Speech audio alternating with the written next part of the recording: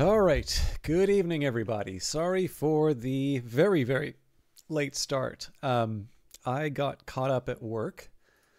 And in fact, I still have work. I still have work to do, but I want to get the stream in. Olaf, thank you very much for being around here. I know it's ridiculously late for you. I even wanted to try and just get the word out that I would be late, but I can't have a phone on in the office. So yeah, I basically, like, it didn't seem to make a whole lot of sense to just go to the front desk to like unlock my device, because like at that point I might as well just head home. But it did make it kind of awkward because I have about an hour commute to get home. So yeah, not a ton of fun. Small an unfortunate side effect of just my workplace policies, which is, to be honest, not a terrible one. I probably am a little more focused at work, which is probably why they have that rule. But it does make for some awkward moments, like like today.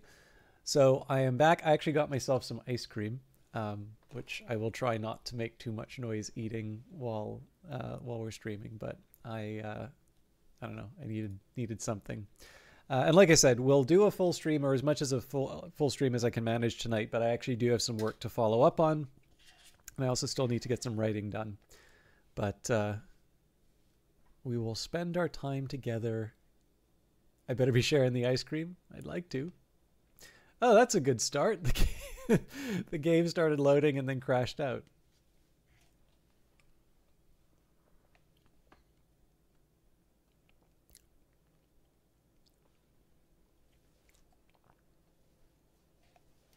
It has Oreos in it.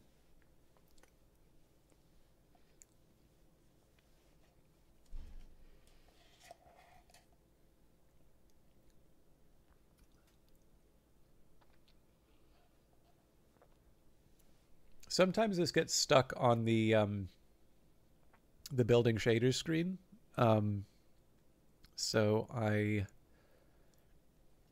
may need to crash it out one more time.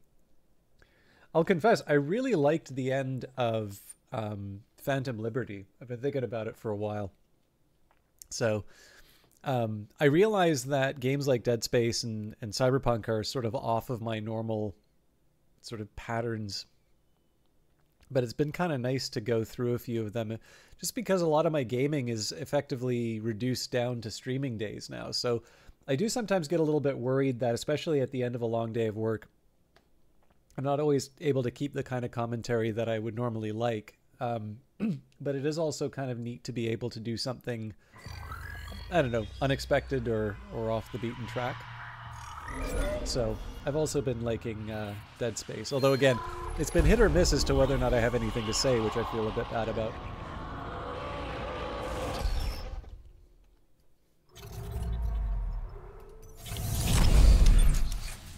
So, where were we? Oh, sorry, Olive, I don't know if I asked or not. How are you doing? Salvage the Singularity Core. Our best hope to escape the Ishimura is to salvage the USM Valor's Singularity Core from its engine room.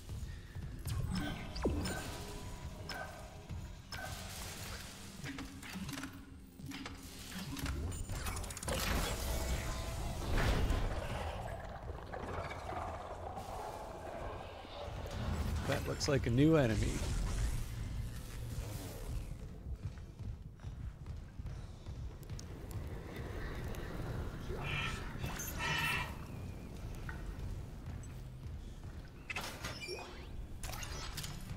Isaac, we have a problem. The Valor's carrying a 12 megaton warhead. The crash hit the torpedo bay hard. I need you to handle that nuke right away, before something sets it off. Handle 12 megatons? You know I'm not a nuclear engineer, right? I don't need you to be. Just stabilize the warhead and eject it away from the Ishimura. Christ, Hammond. No one trained you to carve up monsters with a plasma cutter either. You haven't let us down yet. Okay as possible. Well, I'm sorry for the conditional. but I'm glad that you're feeling okay. Well, okay, you know what I mean. Go okay within parameters.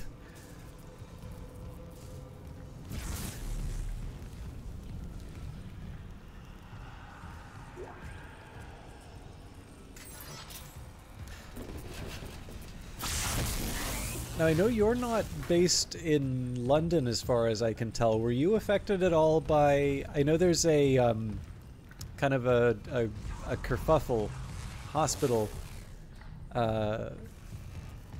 thing, madness incident. Hello, Starbright Knight.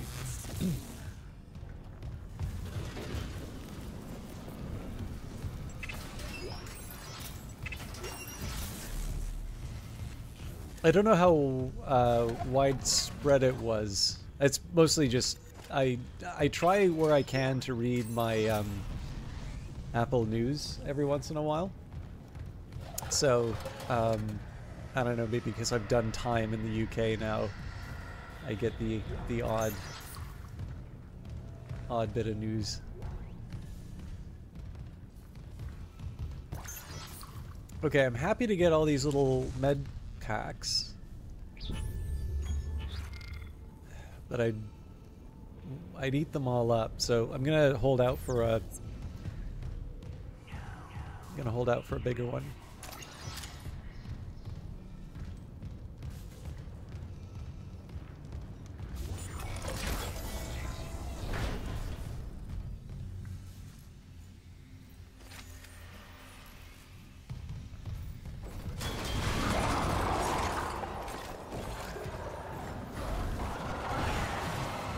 Alright, well, screw that.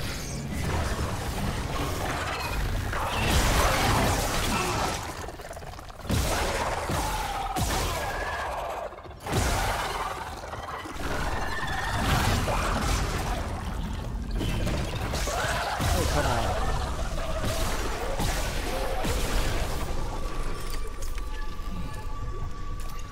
So I'm not quite sure why the one freeze didn't work and the one did. Oh. The soldiers must have had stasis units on their armor. When they were turned, those units merged right into their bodies. Changed them. They're fucking fast, Isaac. Stay sharp.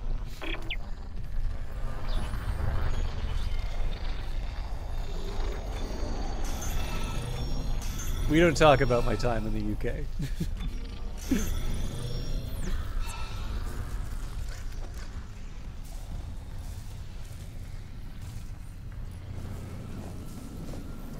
Yeah, so I'm sorry to hear that, Olaf. I'll put in a complaint with my local MP and see if that does anything. I don't know if you have an MP given out that Parliament's dissolved, but I can do it for mine. We'll see if it does anything. As strongly worded as possible.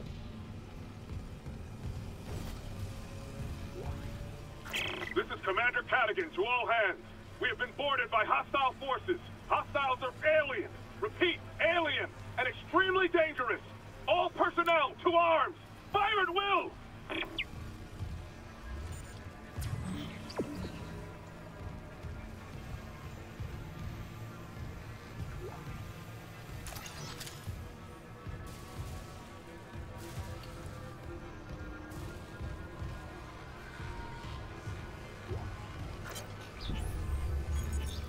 Eyes only, priority black. Attention, Commander F. Cadigan from Chief of Staff, Earth Defense, Operation White Light, Vader, Aegis System, Aegis 7, Objective Deep Cleanse. CC vessel USG Ishimura in breach of EarthGov System Isolation Order, believed to have recovered Marker 3A. Special Ops has confirmed the system, but unable to provide planet location. Special Ops advisory follows. Exercise extreme caution. If Marker 3A has been recovered, onboard infection is a credible threat. Operational orders. Shock point to Aegis system. Move to position out of local scope range and await signal from Ishimura to confirm location. Objectives: 1. Secure marker 3A. 2. If infection is present, initialize sterilization, protocol Eurydice. 3. If infection not present, initiate containment protocol Apollo. All personnel must, without exception, submit to full psychological examination during debriefing.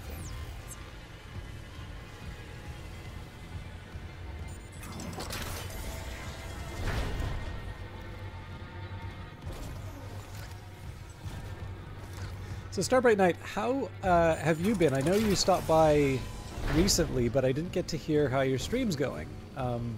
Because I think because of my hours, I'm missing a lot of streams that I normally used to check out. So I don't really know what's going on anymore.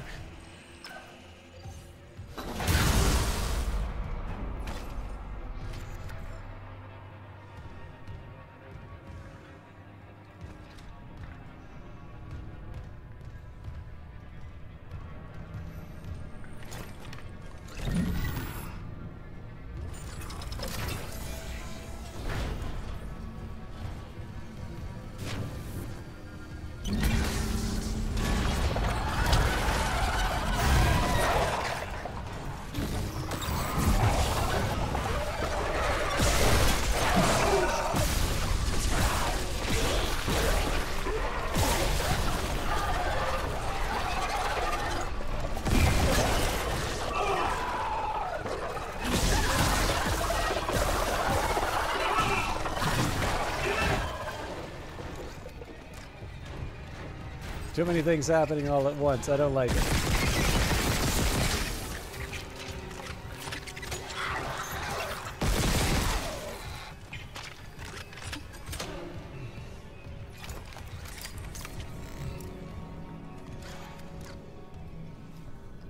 Kite! Where have I seen you before? You've done the odd one here and there, but in the process of finding a new place to live. Ah, completely understand then. So your computer is less reliable than the one it replaced. Oh, Jesus, I'm sorry to hear that.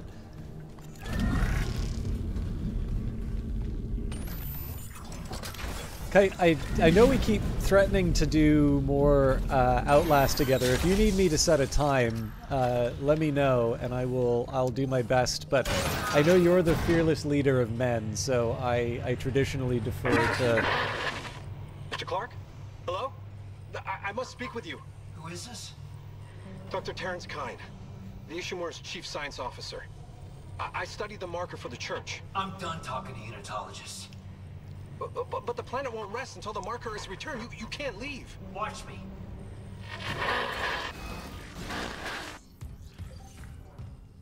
Caution. Radiation hazard.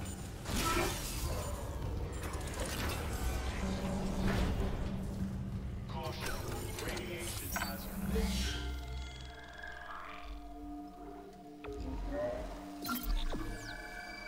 All right, let me just take a quick second here. I feel like I'm taking my life in my hands whenever I tab out of this, so I'm just going to bring up my mobile to try and get some shoutouts out. Or at the very least one for Kite. You should be... What do you mean? When have you ever shown fear? Well, I guess fear is unavoidable, but I don't know. Who here doesn't think that Kite is a fearless leader of men? Show yourselves. Anyway, for those of you not familiar with Kite, he was playing, is it Prince of Persia Rouge? I actually don't know the name of the... I think it's like Rogue something or other. But anyways, Kite is a much bigger fan of the Prince of Persia series than I am, obviously. Incredibly nice streamer. One of the people who I've sort of had the great pleasure of being able to watch almost as long as I have been on Twitch. And I think one of the few people who I've sort of known since the very start, who I sort of still know. So he's somebody who, you know, I don't often get to see do co-op streams with, but when he does, he just really has this gift for bringing out the best in people. And I think part of this comes from the fact that very often when you hear him tell stories of sort of his day-to-day life, almost always it involves him like doing this really nice act of charity for someone. Like, you know, someone will help him, or someone will ask him for help with a, you know, with a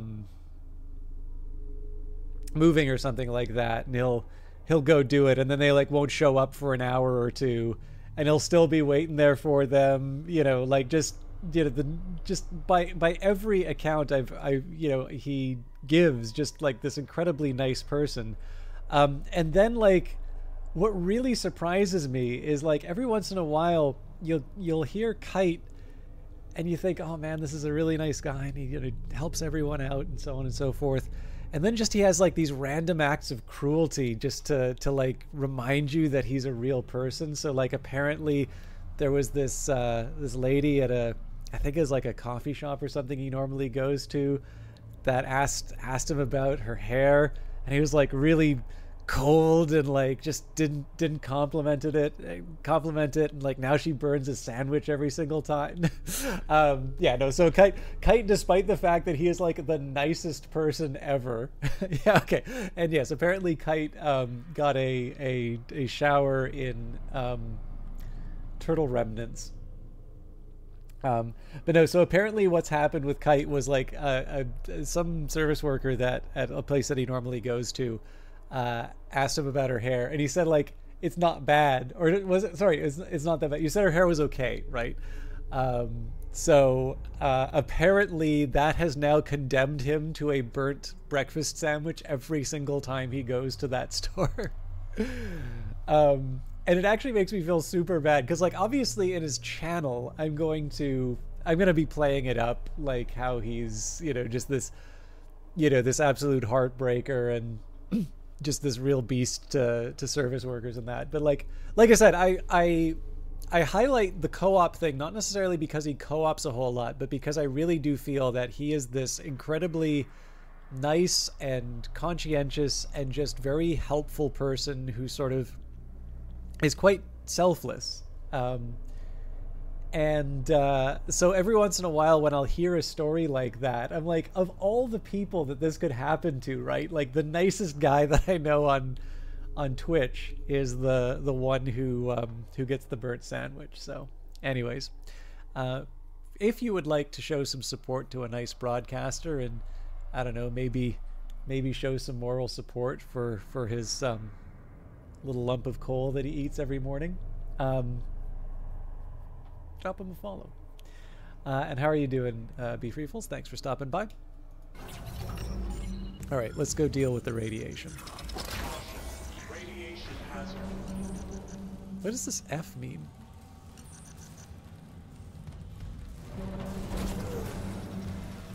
Caution. Warhead unstable. Contain all explosive materials.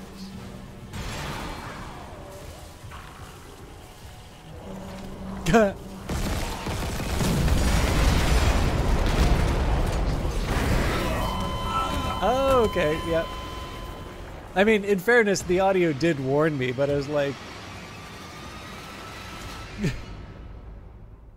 Is it trying to make me go fast? Is it...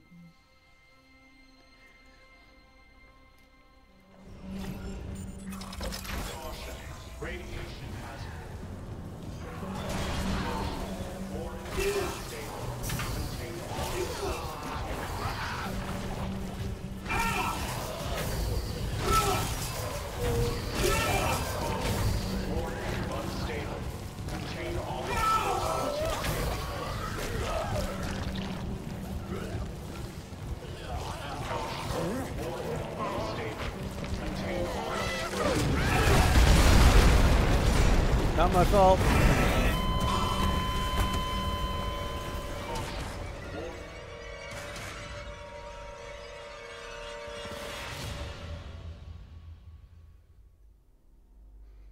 I know I can shoot those, but I'm not 100% sure where I go after I knock them all out, so we're just going to try this a couple times. The funny thing is, I don't actually remember dying when I played this, like the original version of this. So I'm really sucking compared to the first time I played.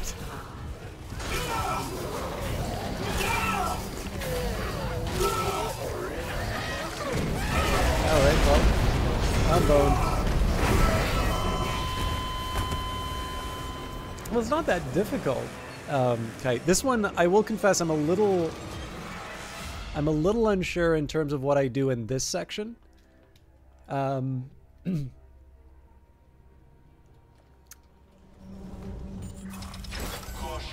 Radiation hazard.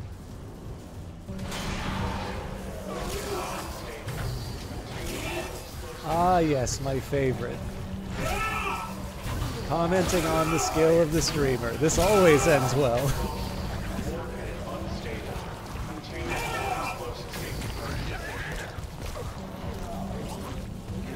Okay, so yeah, that doesn't.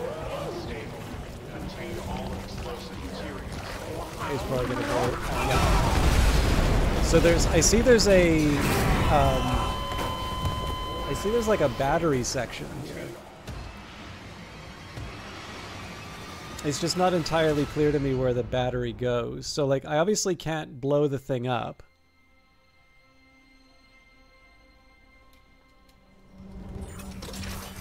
Caution. Radiation hazard. Caution. Warhead unstable. Contain all explosive materials. Oh, there we go.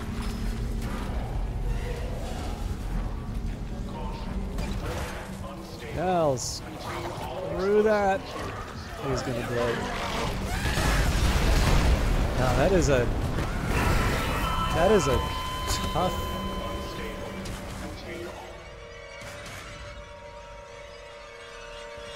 So I somehow got to send this guy on a merry chase, get the power. I'm gonna see if I can dismember these things. Caution. Radiation hazard. Unstable. Contain all explosive materials.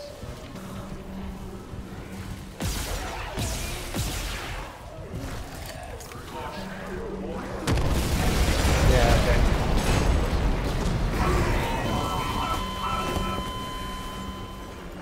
So there's an easy answer to this, which just involves weaponry. It's still a tough one, but Caution. Radiation hazard. Caution. Warhead. All safety clamps disabled. ah, hell. He's gonna blow.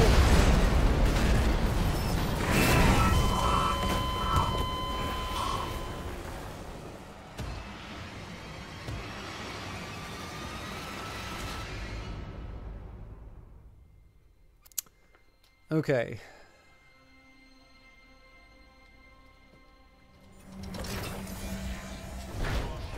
Radiation hazard. Caution. Warhead unstable. Contain all explosive materials.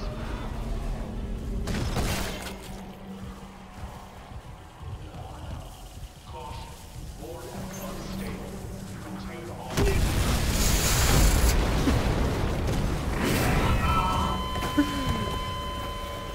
That's just silly.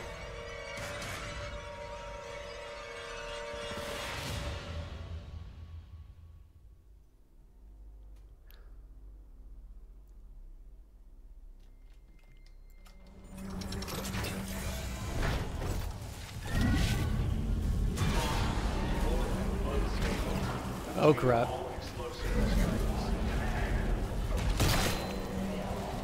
Yeah, that's still going to be a problem, but I wonder if... Okay, not quite what I had in mind, but... Let's put that somewhere safe. Warhead unstable. Contain all explosive materials.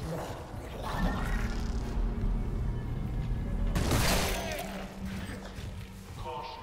Warhead unstable. Contain all explosive materials. It'll be good to remember for future too, because normally I just assume that I need to have...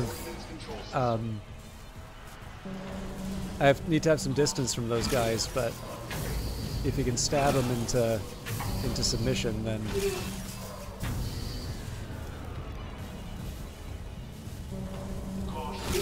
that's another strategy open.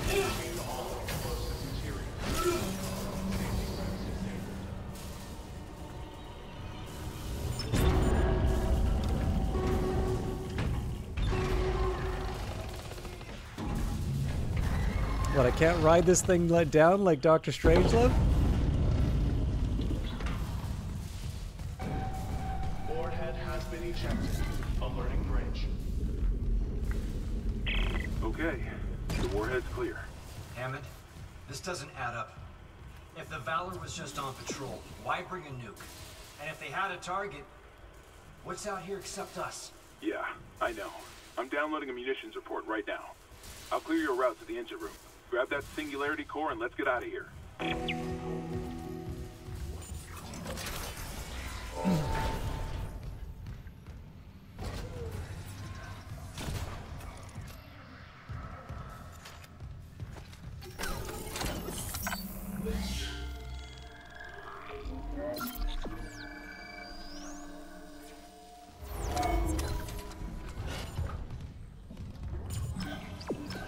Okay, as always, we go wandering around before. I wouldn't expect to get any of the, like, the special rigs on this ship. At least story-wise, it wouldn't make sense, but usually there are goodies to pick up.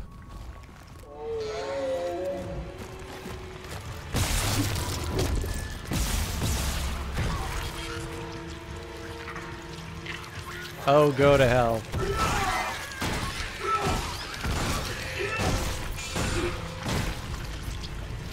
I still hear sounds.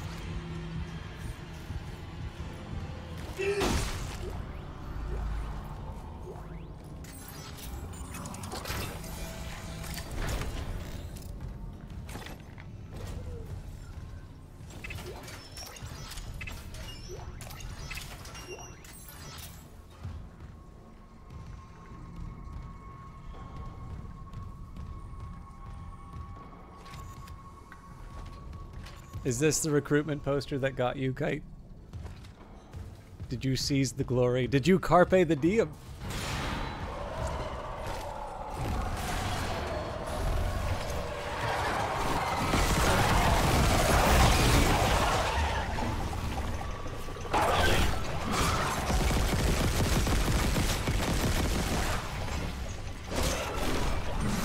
I wanted to try and do this right.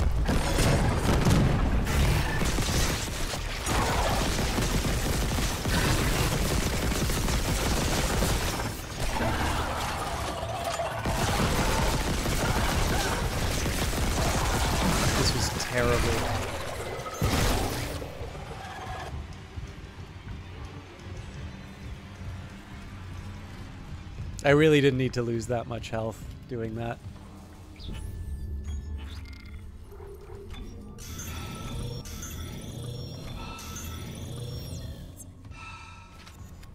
Anyway, lessons learned.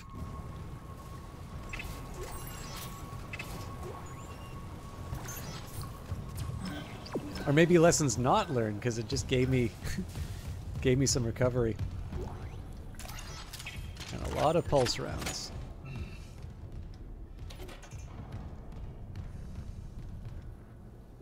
A lot of pulse rounds.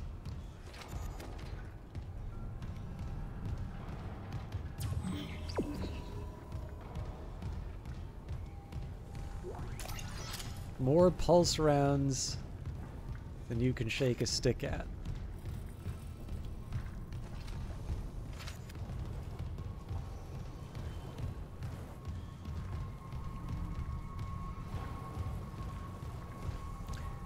One thing I will say for this, and I've been kind of meant to mention this before, so I don't know if this was part of... Okay, I'm tempted. Shooting range online. Caution. Live fire exercise.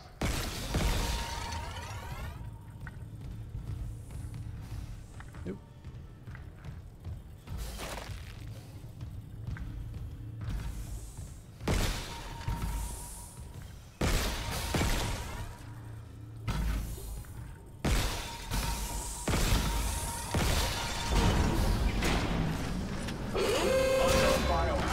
Okay, that's funny.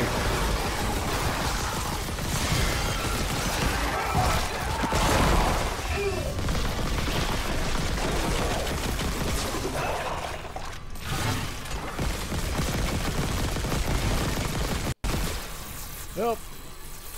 Game just crashed. Or will in a little bit.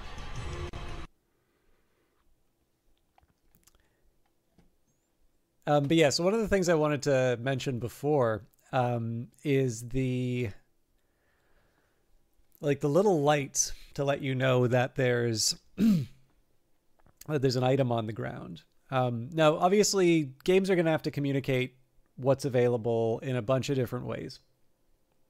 But what I find kind of interesting, the first example that I see of this is when I saw of this would be when I played Gabriel Knight, Sins of the Fathers. Now this is the old Sierra game, like the original one with Tim Curry doing the voice. And I remember really clearly when playing that I could always sort of tell when an item was important for the story. Oh wow, we're really far back. Okay. Oh, maybe not.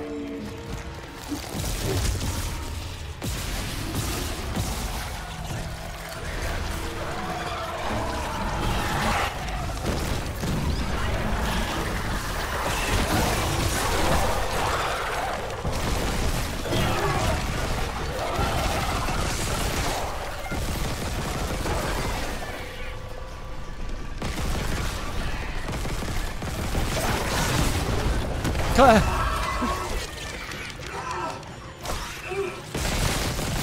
don't even know what I'm shooting anymore.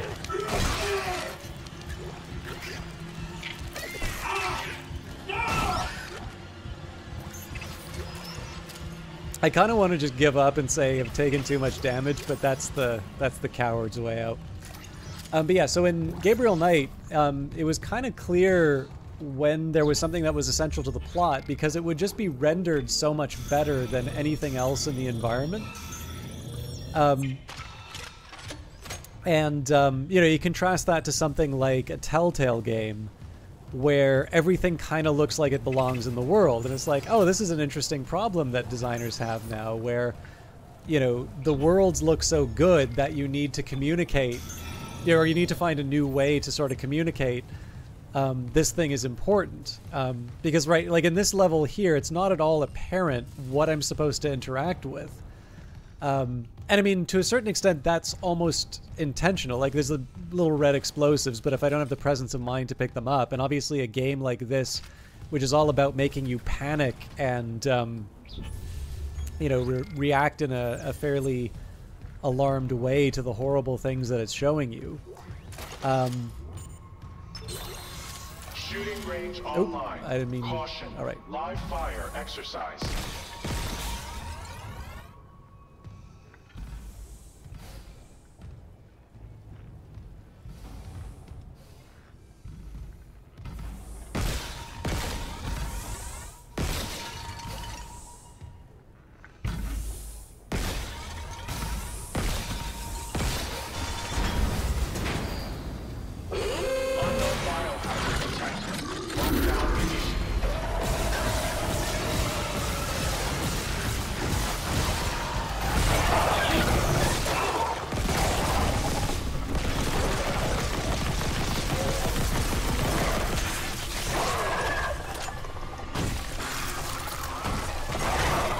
Not dead yet.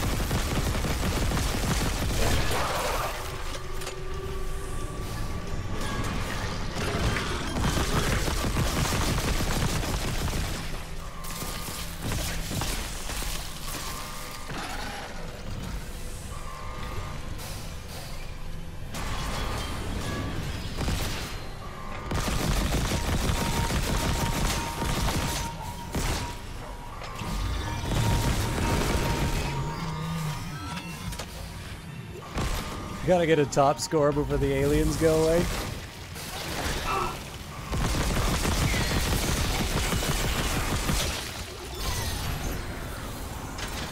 Quarantine lockdown disengaged.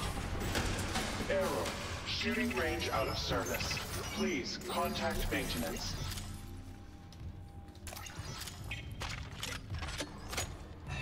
Okay, sorry. I know it's taken me a while to make this point, but yeah. So basically, in at least for old people games, you've got this really clear. You've kind of got this really clear convention to sort of let you know what's important, what to follow up on, etc., etc. And there's a few different devices that you can use to sort of communicate that something's important to the player. And in the end, there's not even necessarily one way that's better than another, but you do actually need to put some thought, as now that unless you're doing like a really abstract sort of world and you have other ways of drawing people's attention to it. There is actually that problem where in theory anything can be used, and I mean part of that's also reinforced by the game, right? So I should be able to pick this guy up and you're like, okay, well, I'll just throw you. That's not going to be a very effective weapon, but this sort of stuff is. Come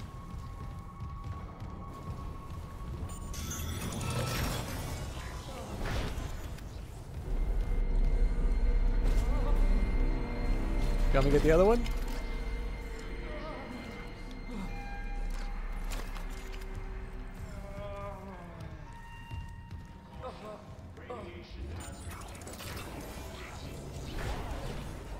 Ah.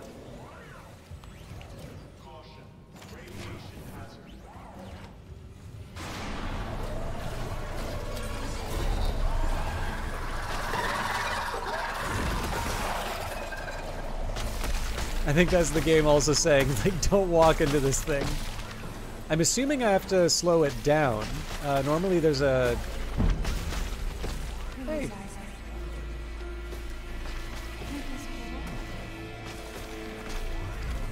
So the make us whole line has got to be the clearest indicator that it's some manifestation of the marker.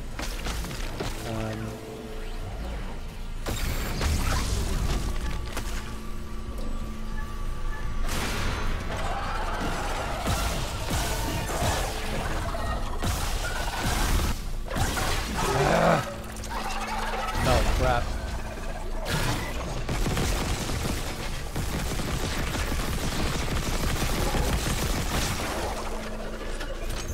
I bet I'd have a little bit more on my, my whatchamacallit, my cutter. But yeah, so, I mean, in this case here, it may not, I don't know if it has to be particularly elegant, but the little lights are a... Isaac, you hearing this? It's Chen. There, on the rig link. Did I lock him in alive? Chen's dead. You know that. I know my own fucking corporal. Chen, come in.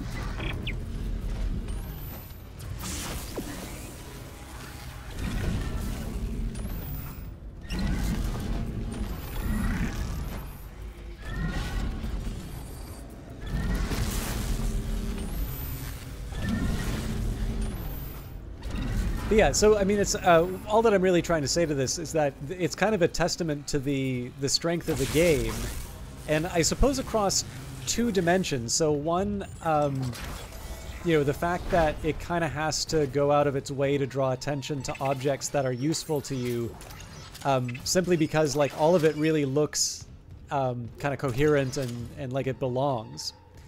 But second of all, I think the other thing that's kind of neat.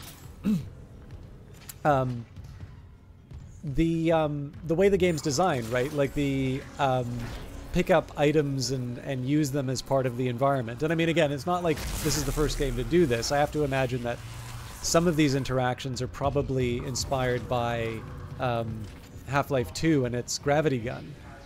But with that in mind, right, there is sort of, in one sense, you've got challenge number one, which is games are getting progressively better looking, and so it's sometimes hard to tell people, hey, don't worry about this thing, it just is there to look nice. Versus something that's useful. But on top of that, to rise to the challenge and sort of give people a bunch of stuff that they can do, even with the, the extras or seemingly extraneous bits, I think is a nice touch as well. All right, let's see what I can... Not crazy about trading health for ammo, but...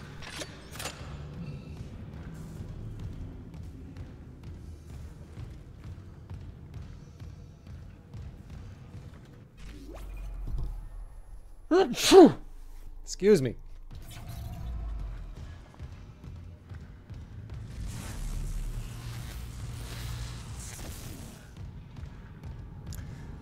By the way, I know it was kind of set up that the guy was just talking with.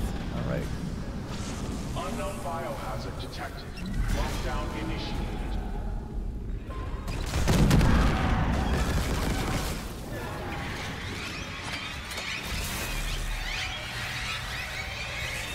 Oh no, the wee turtles!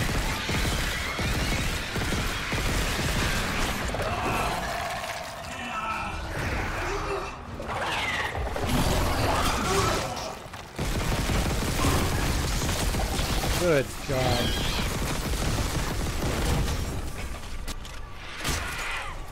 I should try and heal, but we're just gonna make a last stand.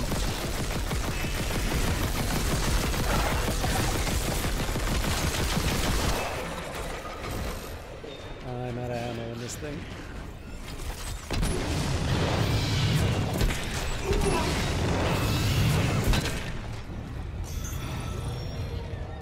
Ah, F heals me. Good to know. Oh God, not you.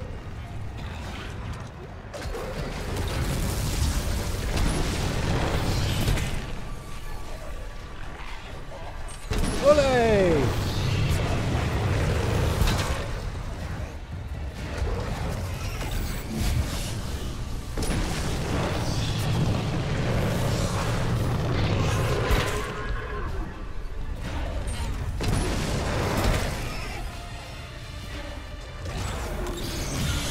How are you still alive?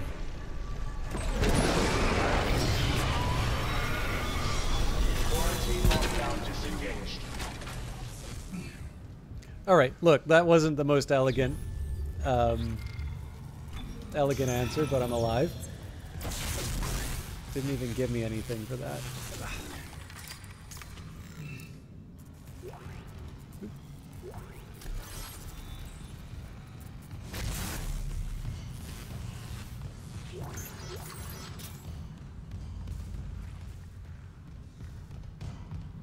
There should be a recharge for the stasis somewhere.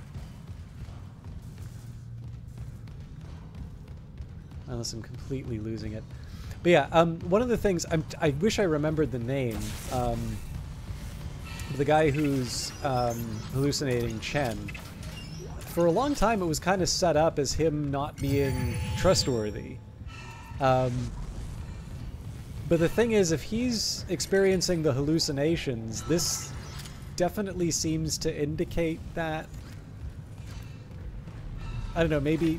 Well, then again, I guess we don't really have an indication as to whether or not any of the cultists sort of experience the hallucinations. I don't know.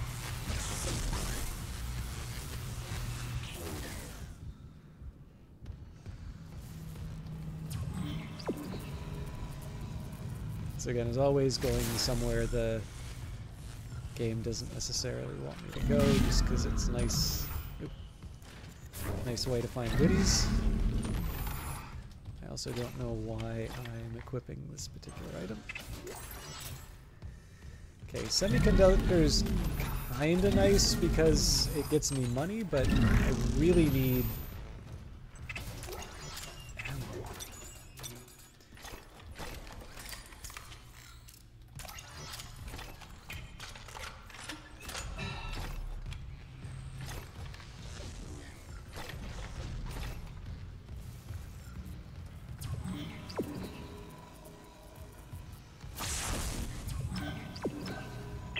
Valor's munition load. It wasn't just a nuke. They came loaded for war. Seek and destroy. This was no patrol. They knew about the Ishimura. Someone knew. We were all dead from the moment we arrived.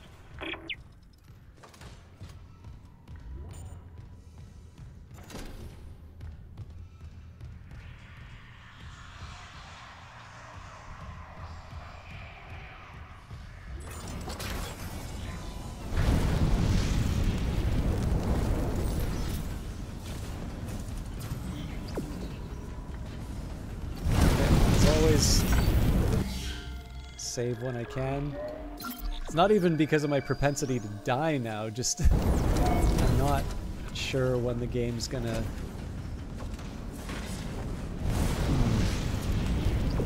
I mean, it is kind of clearly pointing me in another direction, but I think I'm going to take my chances on this.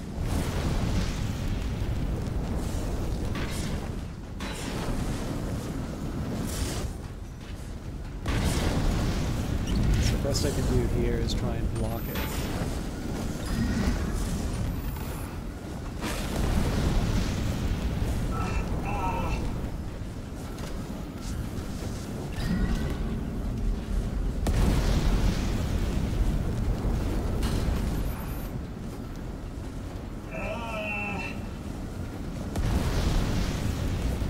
So this is a curious one, because I don't think there's a way for me to block both, but it clearly wants me to. Oh, Jesus.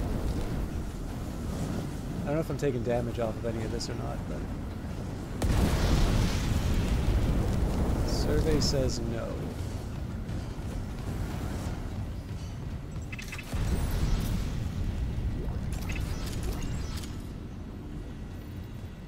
There's obviously dangling something in front of me.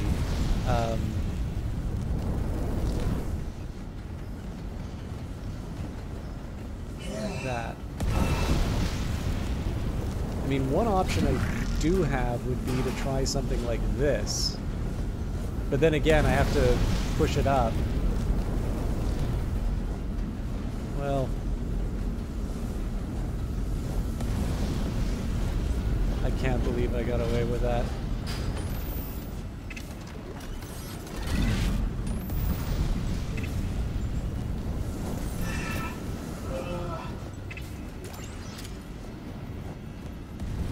Let's see if I can do that again.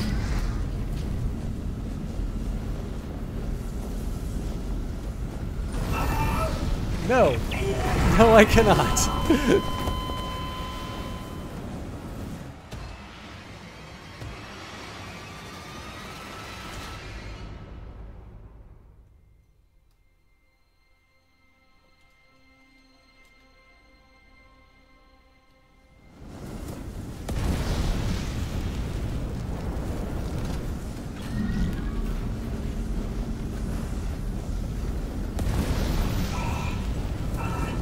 Okay, I don't know why. Maybe this is just them saying, like, here, you're obviously struggling, let's make it easier on you.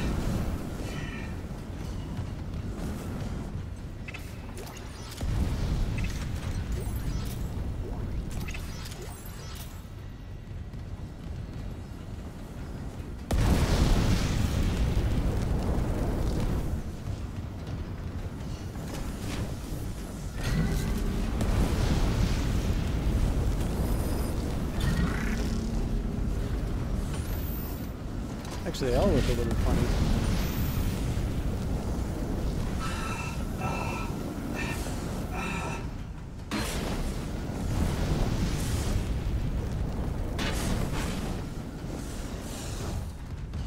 Alright, get me to a save point.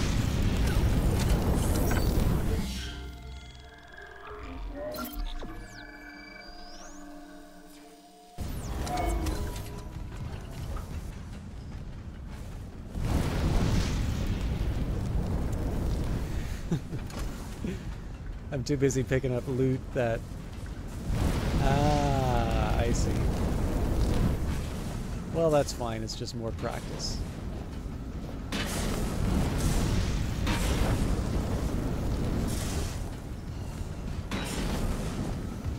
At least these are back.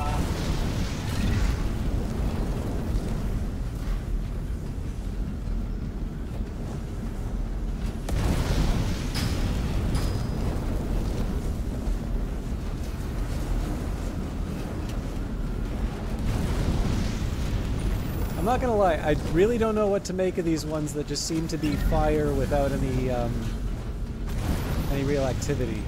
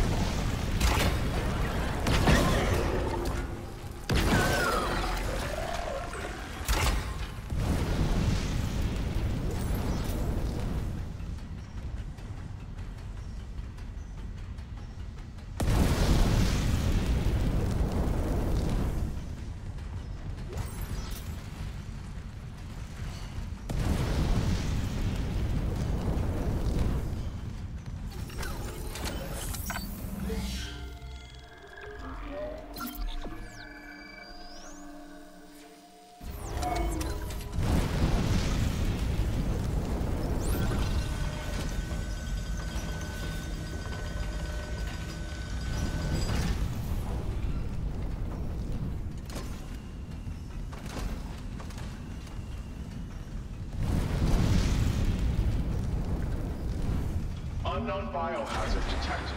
Lockdown initiated. Another malfunction. Half the Ishimura's in the red. Someone get the door open. Chen? Christ, what did that thing do to you? Help me get him to the Kelly. Shoot him. It's not Chip. Shoot him! What? Shoot him! Chen? No. Hammond! You're okay. Oh, God. Hammond! No! Quarantine lockdown disengaged.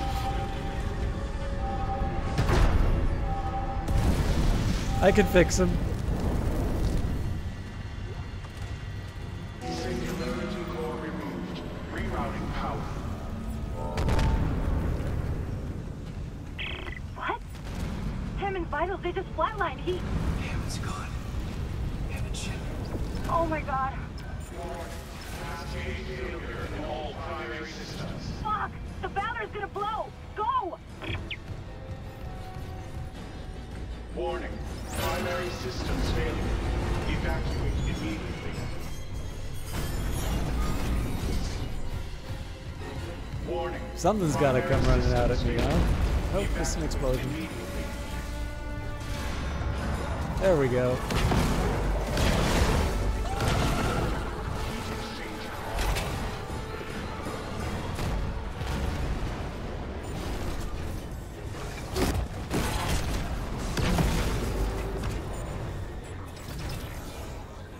Warning.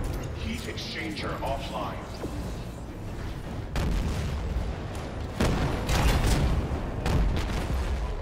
In main electrical grid. Warning. Critical overload in main electrical grid. I'm assuming this is the part where you play Bishop's Escape. For those of you that haven't seen Alien 2.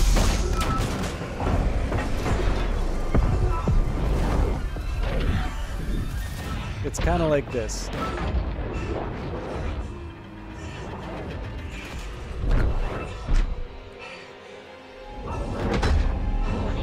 Incoming debris. Sealing blast door.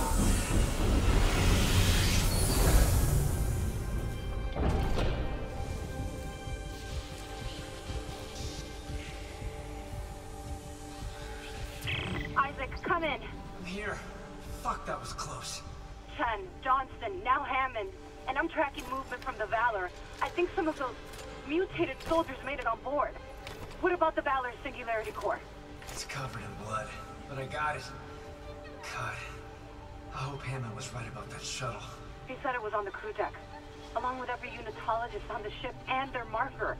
You need to... Wait, someone's opened the door near the bridge atrium? It'll get you to the crew deck, but who's left with that kind of clearance? Isaac, something's up, but we have to get that shuttle. For God's sake, be careful. We're all that's left.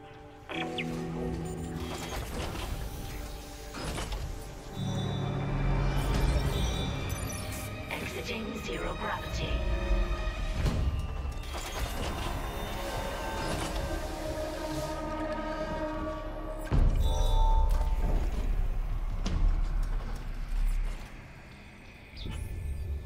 So I'm wondering...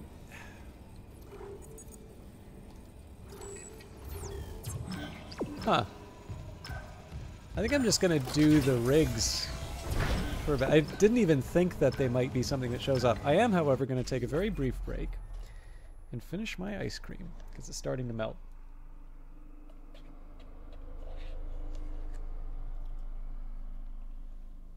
One of the other things that I'm forgetting about this game, like, I do seem to remember having to do, like, an escape from the ship.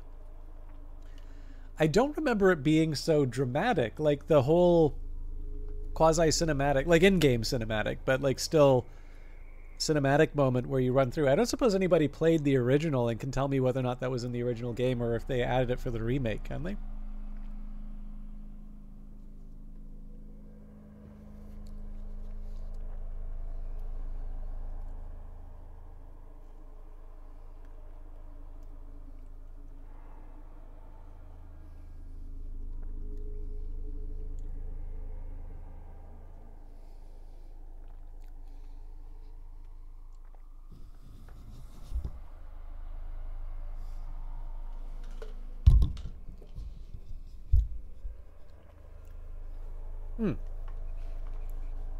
Yeah, it's obviously been a long time since I've played. Well, I don't think it's actually been that long. I think I'm just that forgetful.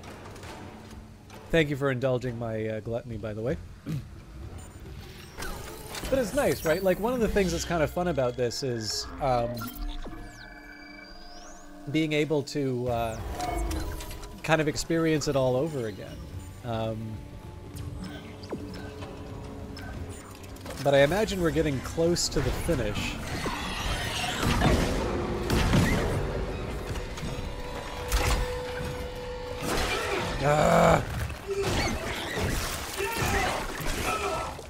Okay, this is a terrible decision.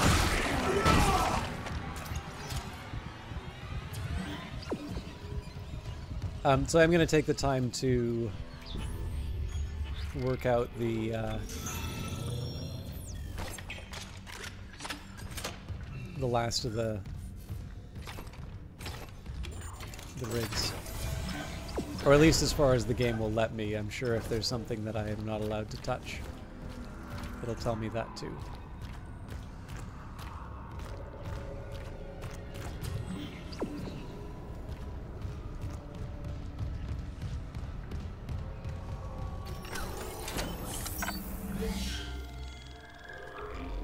Now, I gotta ask you, because again, you're the nicest person in the world. Do you ever play games like this? Like, obviously I know you play Outlast, but I feel like you play Outlast because I don't have any friends and you take pity on me. Oh, this is an interesting question. Let's go to floor 2 and see where this goes. Or do you enjoy playing gross horror games in your spare time too? Actually, maybe you don't play Outlast Trials out of pity for me, but you do it. You do it out of respect for law and order, and the character Leland just speaks to you as a disciplinarian.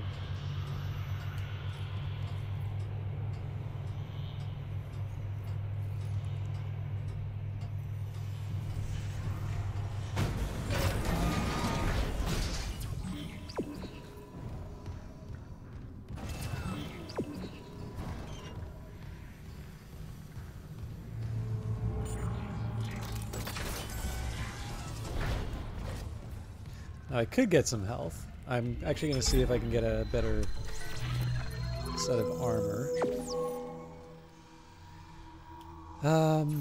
What I can do though is clear out some space.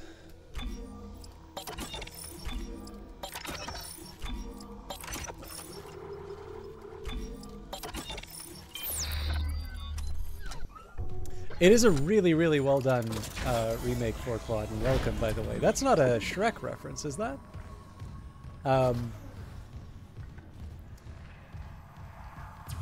Thanks for coming in. Partly, yes. Okay, cool. What's the other part? Yeah, like I only really played Dead Space 1, and I haven't really played that much of Dead Space 2. But one of the things, as I was saying a little bit before, like it's been a while since I've played the first Dead Space, the original one, and I have the EA Play subscription. I'm probably gonna let it lapse because they raised the price, but they also removed a bunch of the other. They removed a bunch of the other stuff that I liked. TV. So in addition to the fact that this just looks great, you know, and it plays well, I mean, I think that's, as if anything, that's a testament to the quality of the original game. But just the fact that it's kind of like playing it for the first time again almost is a nice and unexpected little treat. Yeah, and it's a shame because like I remember way back when they first introduced it. You know, like I knew, because like everybody loves to hate on EA, right? And the thing was, like, I remember people like mocking it, and I'm like, you know, for the price of a AAA game, you basically get access to all the AAA games. And the problem is that a lot of the third party stuff. that I liked and sort of tided me over while they were doing their major releases. All of those have slowly been removed from the service. So like the Sinking City was something that I was playing through, and they just kind of like got rid of it. Now I think that might have something to do with the fact that Frogwares and their publisher, I think Nacon, probably sorted out whatever issues they had. But like the thing is that like I already have the Microsoft Game Pass, like the Ultimate, so I have both the PC and the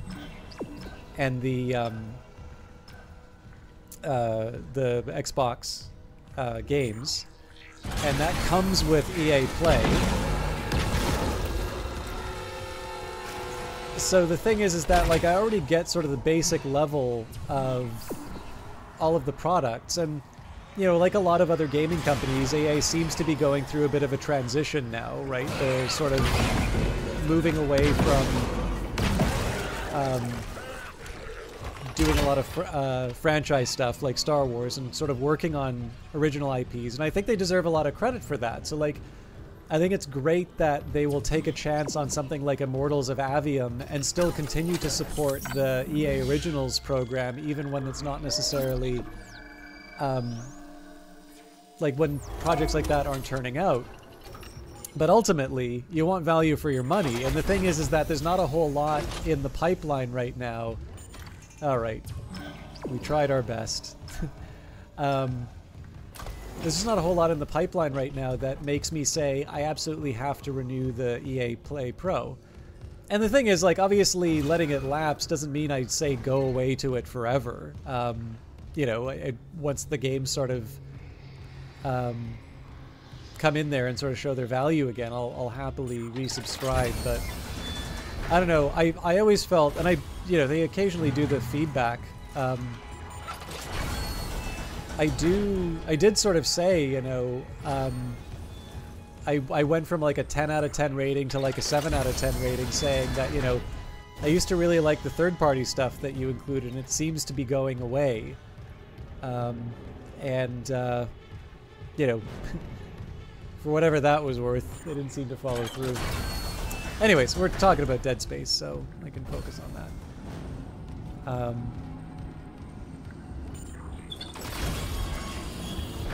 I have a feeling I'm probably... That's unexpected.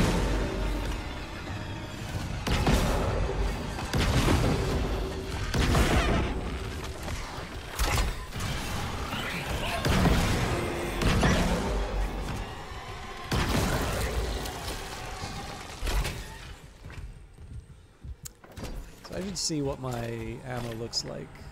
I mean, it's not as strong as it used to be. And the thing is, I don't think this is bringing me any closer to the... Well, maybe it is.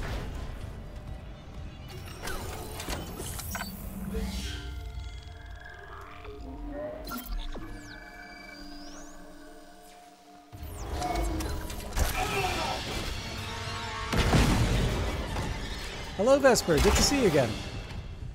How you doing tonight? I will... talk about... It's very good, Vesper. Now, I think you've seen me play this before, but I don't remember if you yourself have played Dead Space or not.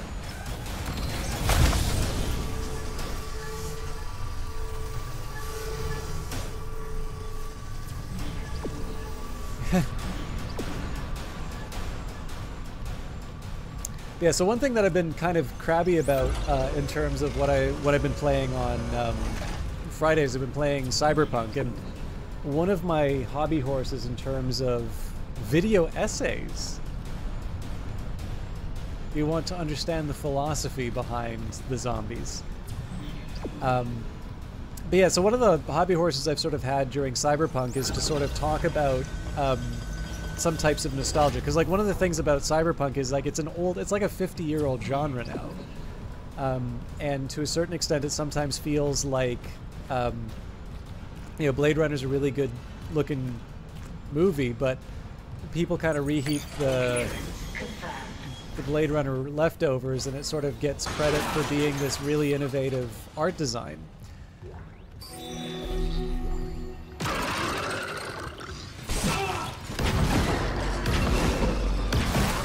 It's too slow. Engineering log. Chief Engineer Ariel Rousseau reporting. Centrifuge maintenance is... what was I saying? I haven't slept right since they brought that marker on board. I'm a little, the only thing I remember clearly is that engine inspection. I went into the chamber, and instead of the primary engine, there was a heart. A heart the size of the room, just pumping and pumping. Then Henderson said something, and when I looked back, it was a machine again. But I can still hear that pumping in the distance. It's almost peaceful. Could that help me sleep? Oh, if I can get close enough. Yeah. Go right inside, maybe, where it's warm and dark. Ooh, yeah. That makes sense. Okay, I need to remember that the F, so that question I had before, F is quick heal, which would have been really helpful during some of those encounters. But yeah, so like kind of the hobby horse has been, for a genre like that, which very often wants to sort of take the concerns and some of the ideas from yesterdecade, it can be a little bit of a symptom of some of the problems that we're running into in terms of some of the other stories that we're experiencing. You haven't watched Blade Runner or read Electric Sheep, but I do feel like the originators get too much credit.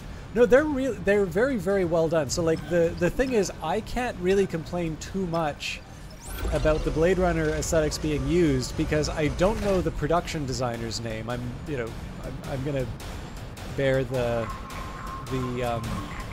stamp of my origins in the camera department, but oops.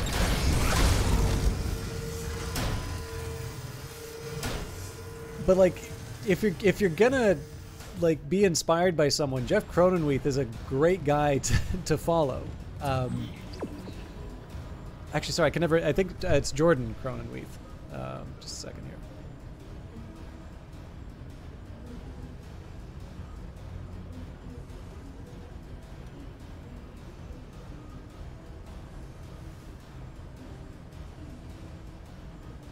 Yeah, I think Jeff is his son.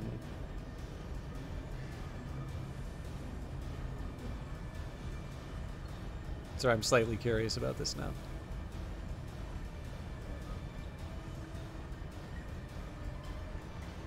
Yep.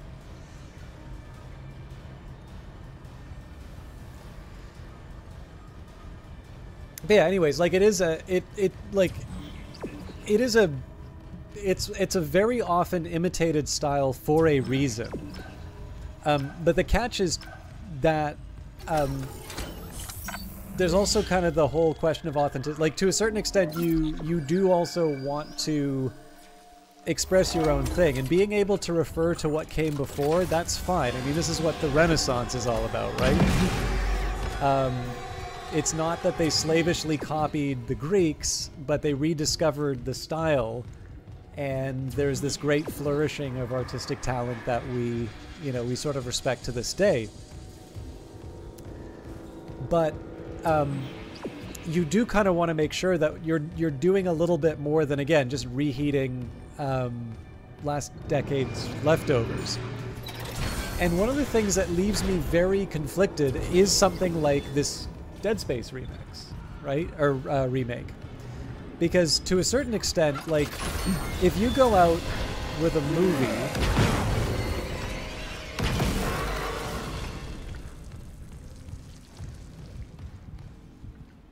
I kind of like how it was spinning like a top. Oh, hi.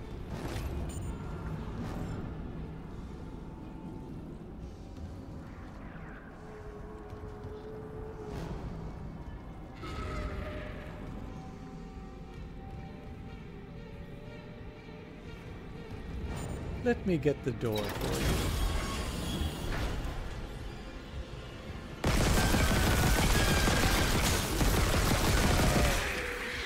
Oh no, the wee turtles! Why did I even try?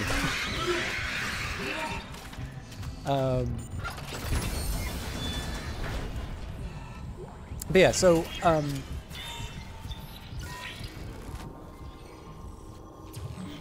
hearing all sorts of noises.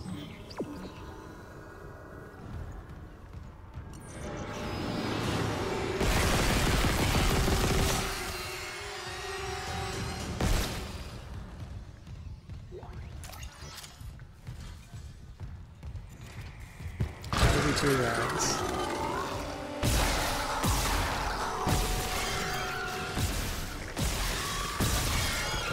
Can't afford to miss like this.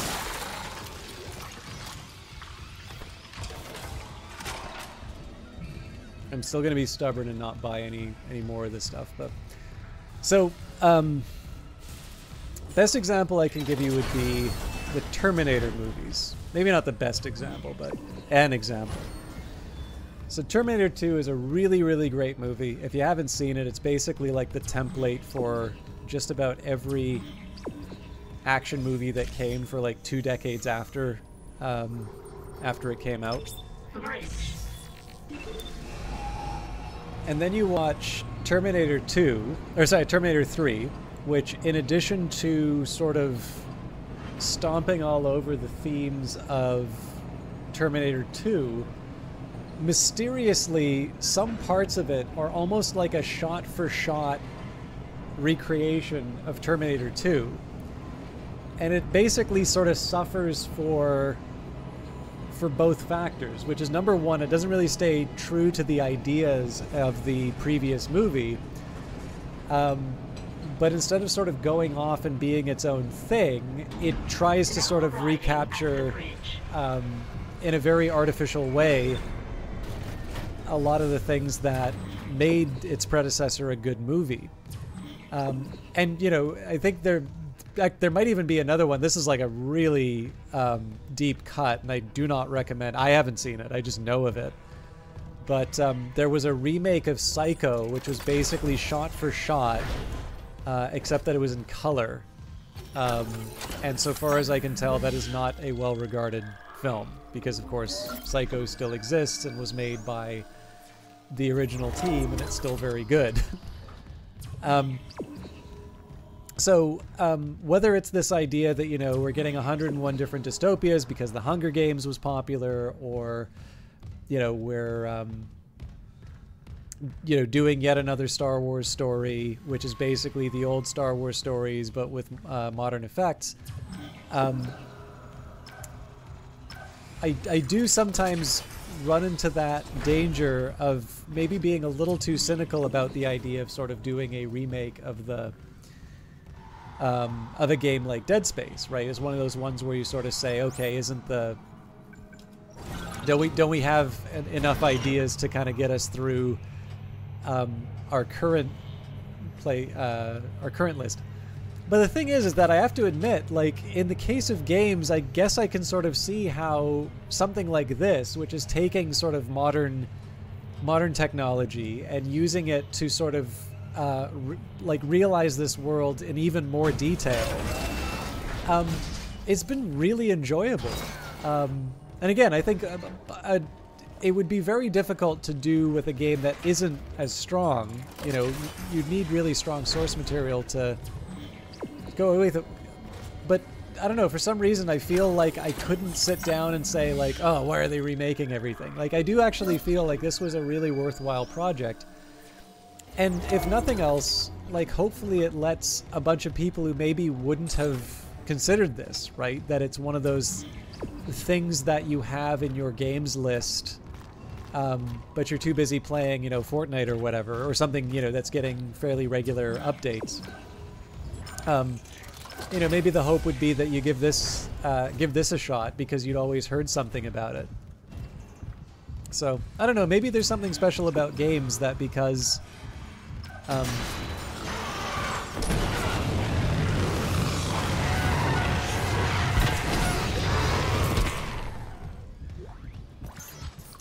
Maybe because they do sort of have this expiry date almost, and not even necessarily intentionally. You know, like there's sometimes just the question of technology. Communications log. First comms operator Bailey. Didn't I get this already? I want this on record. The ship is under attack, but Captain Matthias has refused to issue a distress call. And we all know why. This whole operation is illegal. Aegis 7 was sealed off. They knew it, we knew it, and we all kept our mouths shut. That ends now. Mayday, Mayday, Mayday. This is USG Ishimura calling C. Wait, what the hell? Jesus. He took the whole comms array offline. It's over. Anyway, sorry, Vesper. I didn't mean to ignore your point on your favorite cyberpunk stories, but yeah, I don't know. I gotta confess, like I try where I can to sort of give the devil its due. If I enjoy something, even if it's counter to sort of a view that I've held before, you know, where I can, it's nice to be honest, honest about it. But I don't know. There's so in addition to rights sort of lapsing, so I think we were talking about a Sid Meier designed Magic the Gathering game, which, so far as I can tell, is not on GOG or anything like that. Sounds like there's something new. Oh.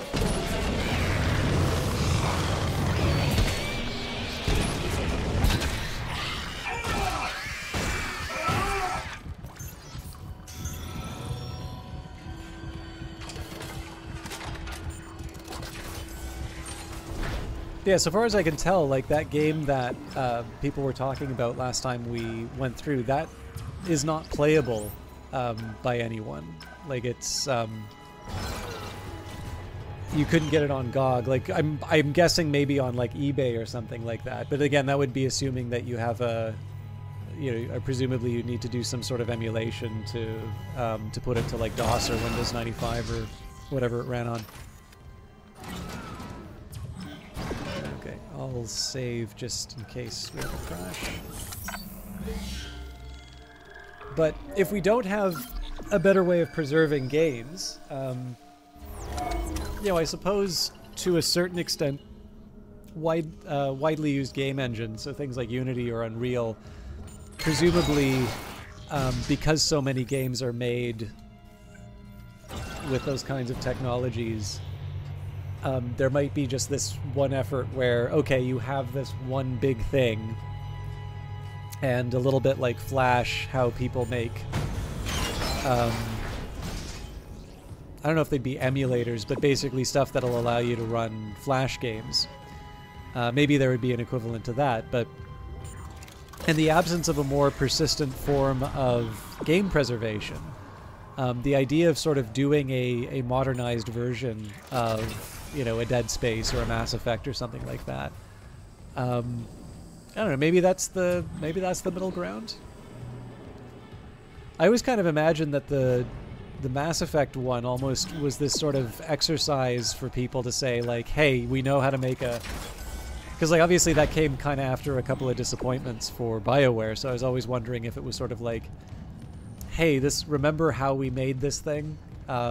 Let's go back, you know, we're going to remake this, and we're going to understand, like, what makes this work.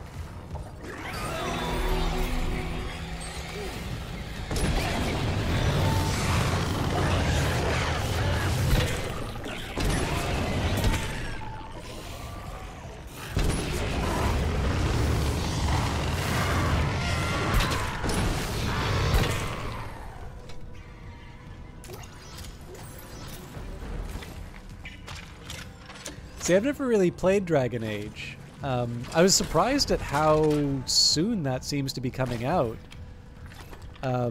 Especially with sort of like a new title. But I mean, that thing has been in development for a while. I remember back when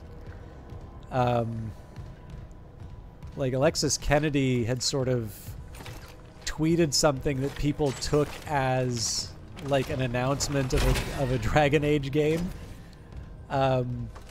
And then he's been saying for such a long time that, like, you know, he's not really involved with it anymore, and chances are anything that he was doing with it just doesn't, it's just probably not in the game anymore. And I can believe that. But it's a shame too, right? Because, you know, I have to imagine you put that much time into, and I'm not even necessarily thinking of the writer in this case, but like, you know, a team of people who have spent the time, you know, making this game, there has to be a point where they've just sort of said, you know, all that stuff you did for a couple of years, that's out of the game now.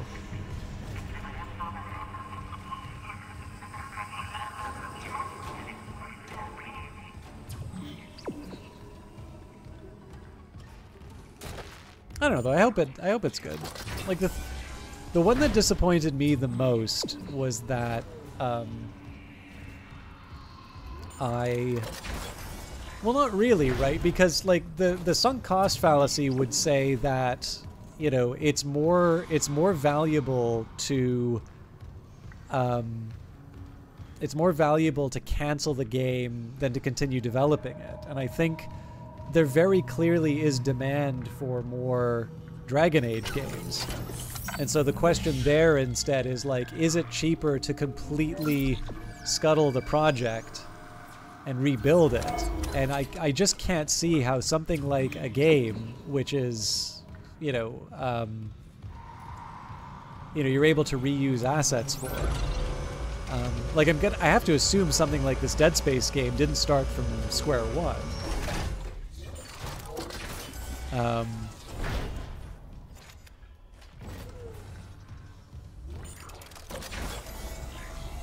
Now, I do think there is a sunk cost argument, though, for something like Master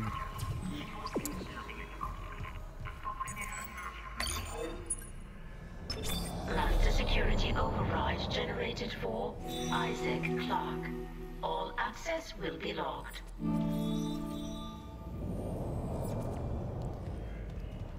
Something like Skull and Bones.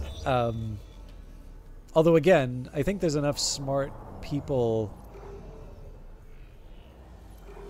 I think there's enough smart people at Ubisoft to sort of be able to say, you know, this thing is not going to be worth the money that we need to put into finishing it. But anyways,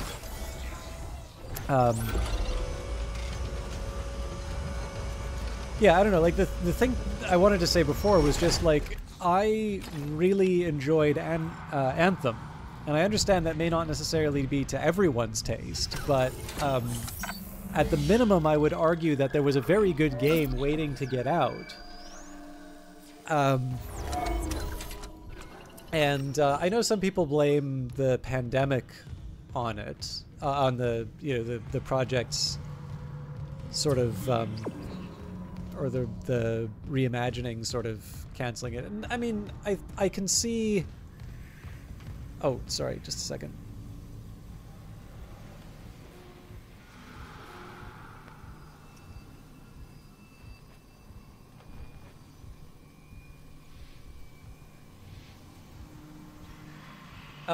But yeah, so there's there's something of an argument. So that if you have like a milestone, right, of you need to hit this certain goal by this certain date, and something comes in to disrupt the functioning of the team, basically, you know, like a pandemic. So obviously, people did learn how to work remotely, but that isn't an overnight transition. I can absolutely see how, you know, a milestone that decides whether a project lives or dies doesn't get hit. And again, the thing about BioWare is that it's not just like the cost of putting people to work on Anthem.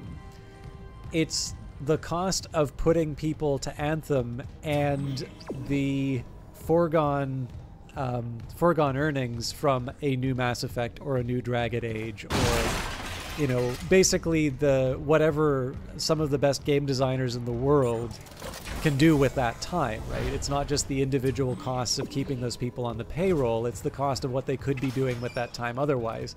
And of course the answer is quite a lot. So I'm obviously sorry to see Anthem not turn out, especially because I feel like it was actually enjoyable as it was, and at the very least I felt that the things that maybe didn't work for other people could be reasonably...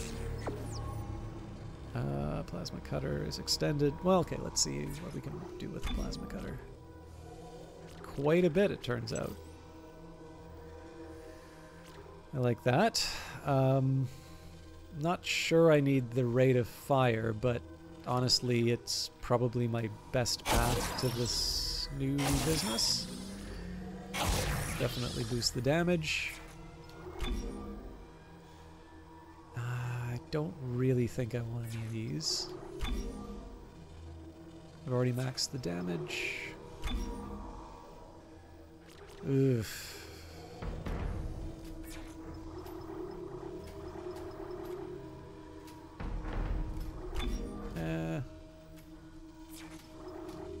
Sure.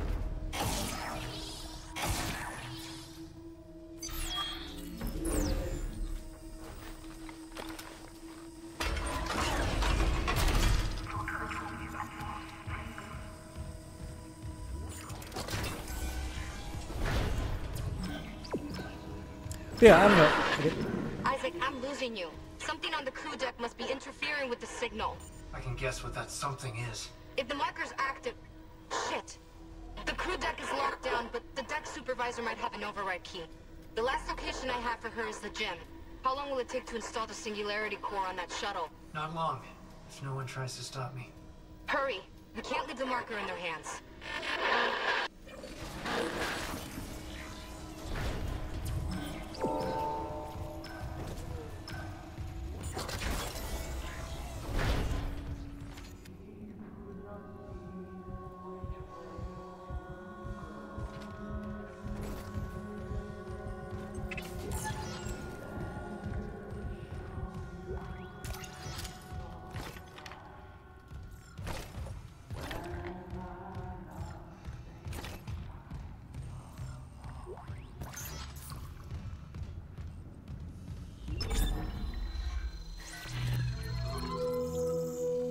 Bigger suit.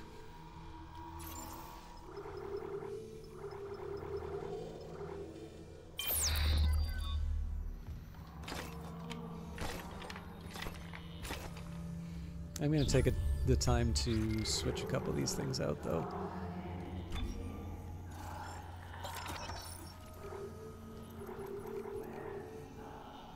I'll keep the...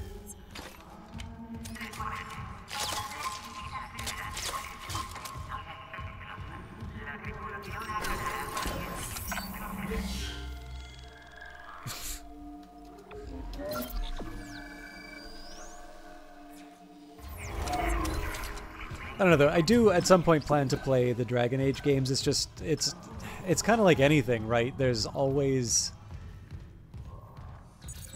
something to get in the way. There's always another game to play. It always actually makes me feel slightly depressed for independent game developers because what you're competing with is not just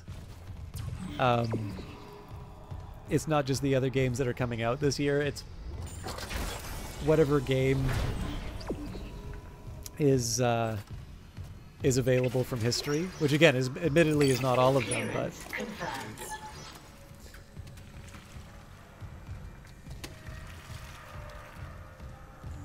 Alpha Centauri. Yeah.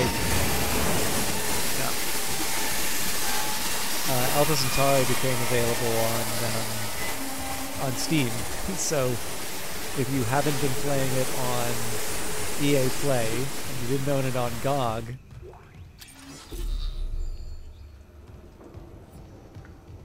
oh, you know what?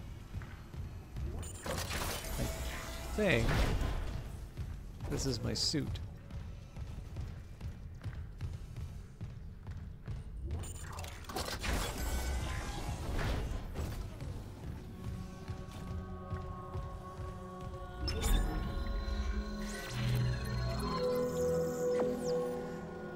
it is.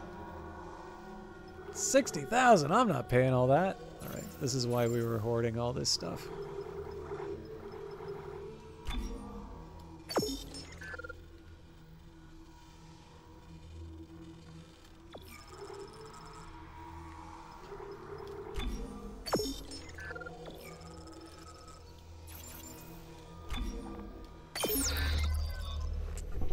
None of you are claustrophobic, are you?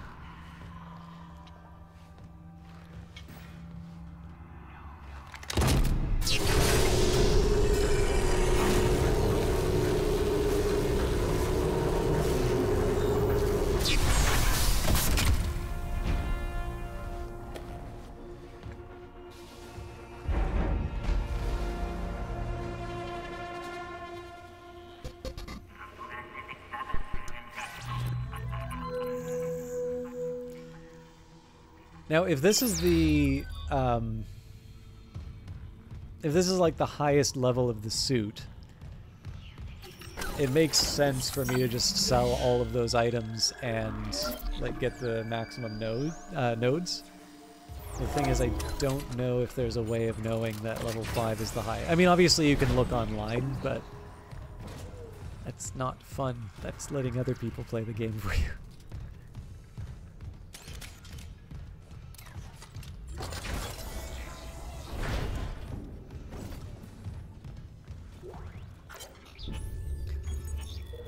Z-Ball rules. Use the Kinesis module to grab the ball and shoot it into the rings before the timer runs out. Beating each level yields a reward that can be claimed from the lockers. When the center of the ring lights up, target that ring for a score multiplier. Play ball.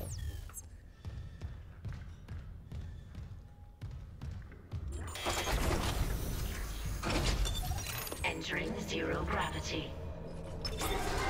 Starting game. Round 1.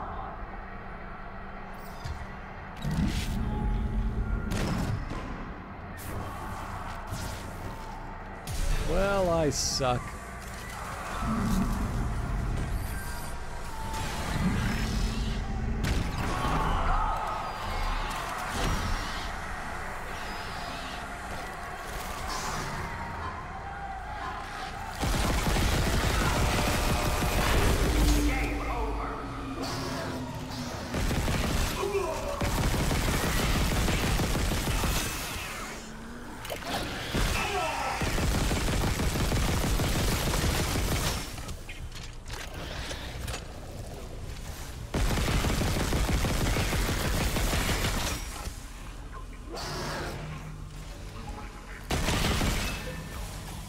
Well, that's inconvenient.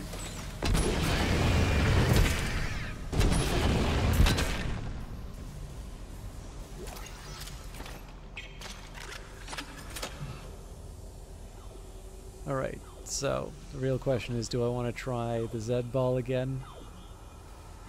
Or do I just take my lumps? Let's do it one more time. But only after I get my goodies.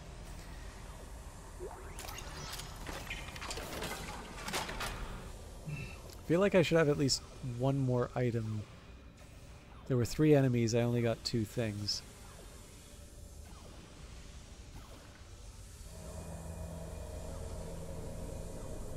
That's... okay, nope, not bad.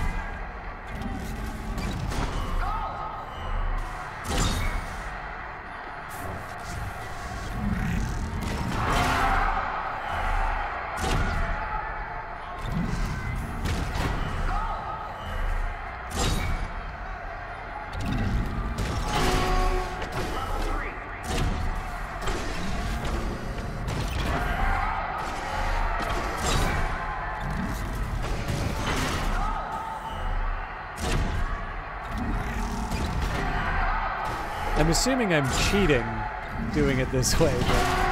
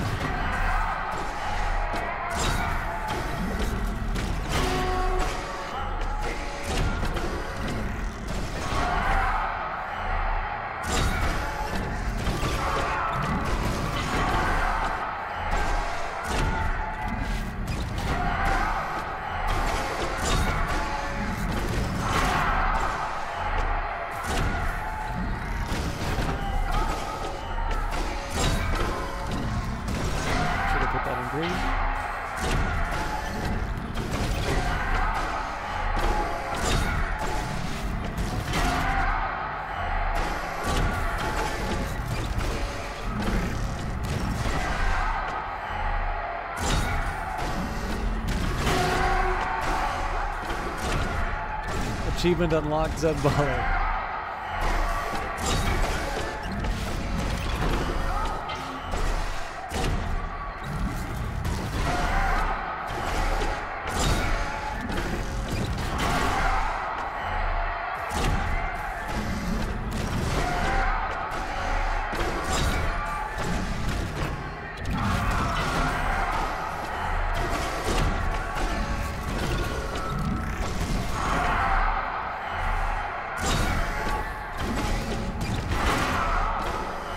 I don't know if there's any reward in going beyond this, but at this point I just want to see how long I can make it.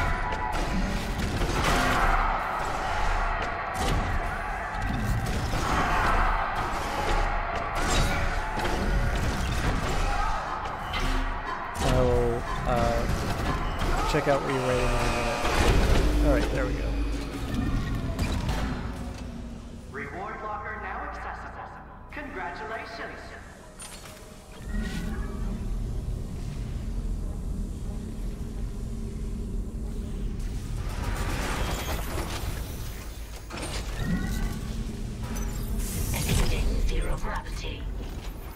Okay, what were you saying? To return to the previous topic you were on, I feel a lot like mascot horror is trending so much.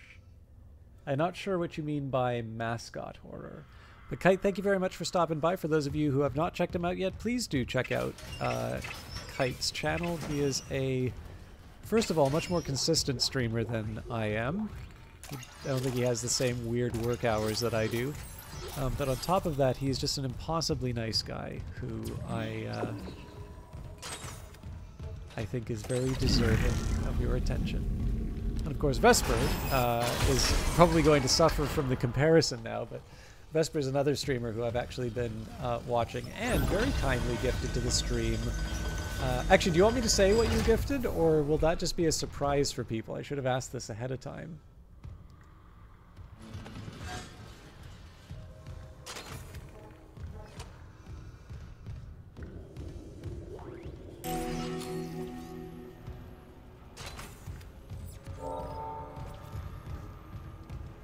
Okay, Vesper very kindly gifted, was it Ace Attorney? I want to say Apollo Creed, but that's not Apollo Justice. Anyways, I know people have said that they wanted to see me stream that before, but I never actually got around to playing it. And Vesper was nice enough to go ahead and just gift me that trilogy. This is probably not the sort of thing I wanted to do in a close range. Oh hell.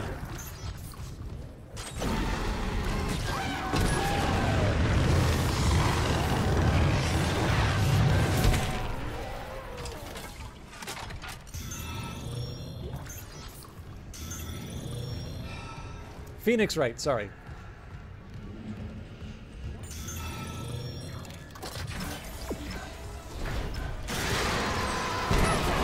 That was a nice touch.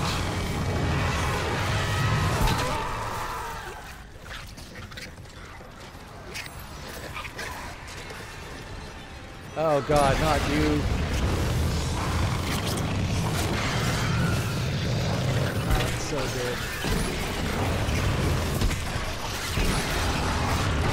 God, what these demon things are with.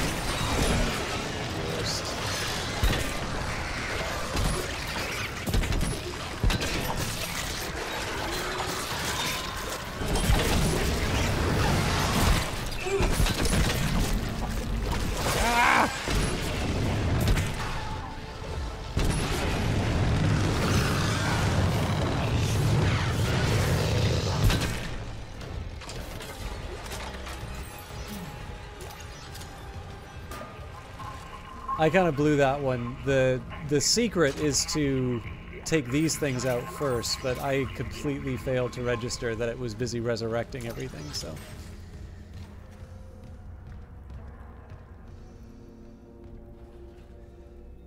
Oh, gotcha. Okay, right. So like breakfast cereal mascots are now actually evil, actually, this sort of stuff. Right. Security card.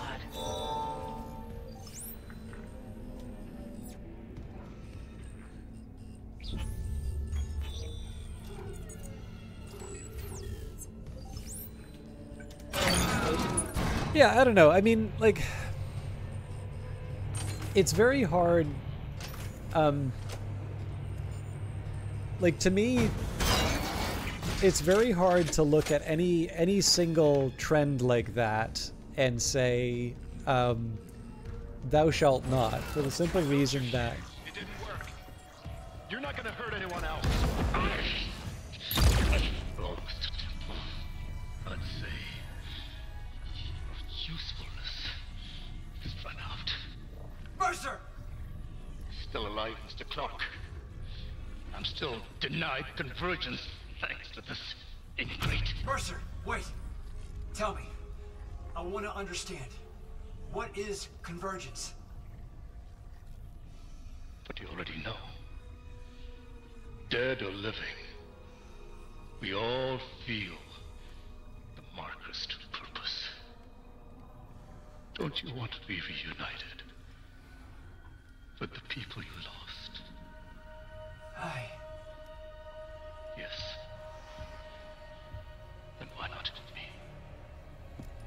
Mr. Temple has refused, but we are so close. Everything that has happened on the Ishimura is just the beginning. When you put it that way, you and your marker can go to hell. Shit.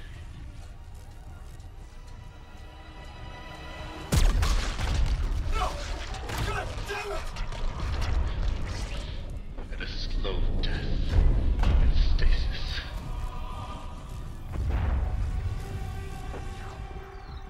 I think your death will come faster.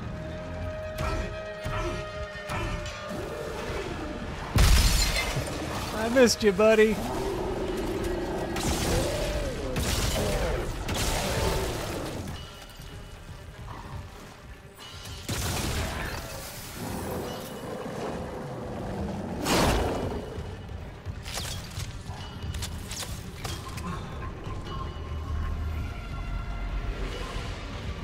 Obviously he's going to recharge at some point, but...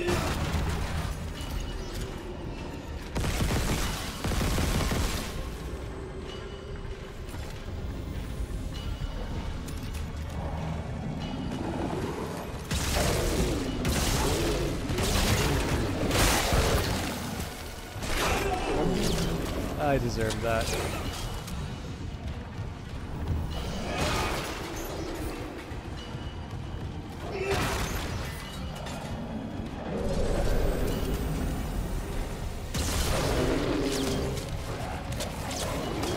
Oh, here we go.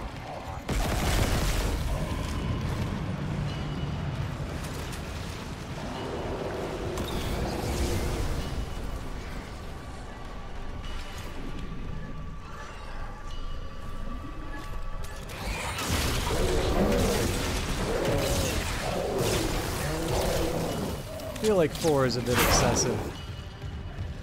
Okay. So there's got to be another one of those spots I gotta fire on.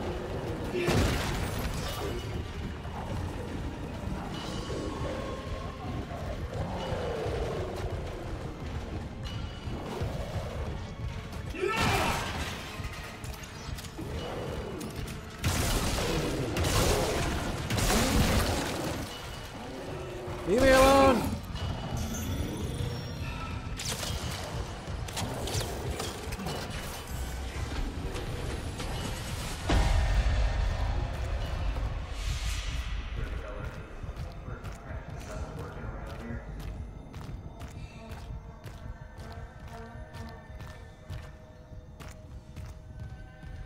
But you're on it, right, Isaac? Everything's gonna be just like it was.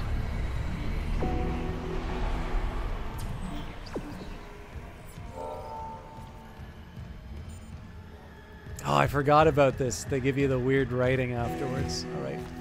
I'm slightly...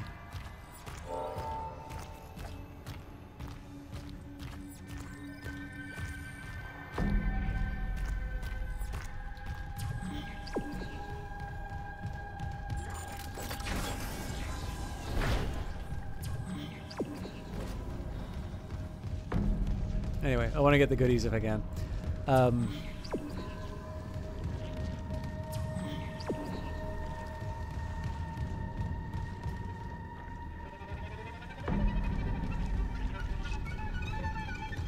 Yeah, so the weird part about this is that it'll sort of shimmer every once in a while.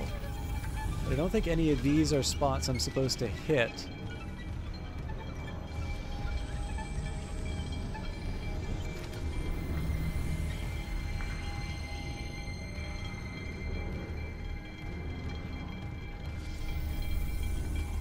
Yeah. But yeah, so sorry. The thing I was trying to say, so like the greatest difficulty I run into is that I find it very difficult to look at anything and then say thou shalt not, right? Because most of the time, if you say that to a creative person, that is just an invitation for them to, you know, to turn around and show you how completely wrong you were about what you can or can't do.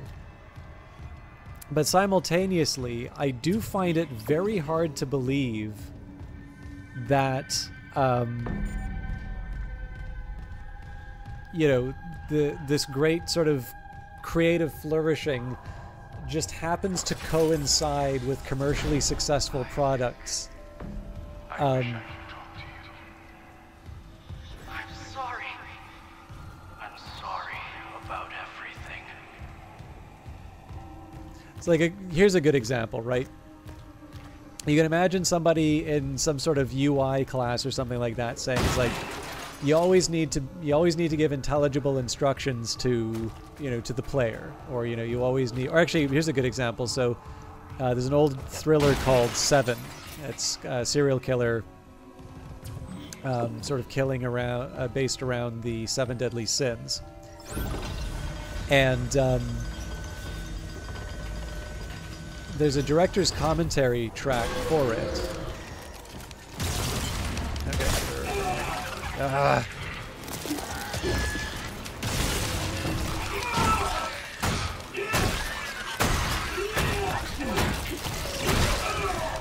Oh, hell.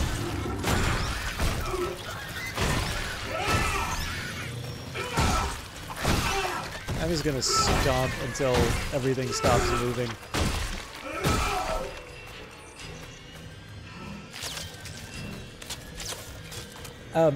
So there's a director's commentary track which describes sort of a fairly famous credit sequence for that film. And in it there was this decision to have sort of this very shaky and unstable text. And the reason it looks that way is because they didn't use what's called a pin-registered camera. So basically, when you when you're filming something, there's like a little pin that goes into the holes of the film that holds it in place, and it's important to have that when you're shooting normal titles because it prevents the text from sort of jumping all over the screen. It's really noticeable when you have something that's supposed to be fixed on the screen, like opening credits. And the director David Fincher sort of has this sort of brainstorm that, you know, wouldn't it look more interesting and sort of maybe representative of the killer's state of mind if it was a you know, a bit more unstable and shaky and just, you know, sort of messed up the way this character's sort of intended to be represented in terms of the opening credits. And I think it's a really smart decision that they made. Again, that's a perfect example of sort of someone telling you, you know, or a best practice, basically, something that's always sort of been handed down, maybe not even questioned, because it's actually a good idea. But then having sort of the insight that in the context of what you're trying to do, you want to do the exact opposite. So in this case here, right, someone says, you know, you always need to be clear to the player in terms of what they need to do. Well, we're as close as we've ever gotten to the marker in this case. You know, we're no longer at the point where we're just hallucinating our potentially dead wife. We're not, you know, running into, you know, weirdness. We're not running into these monstrous creatures.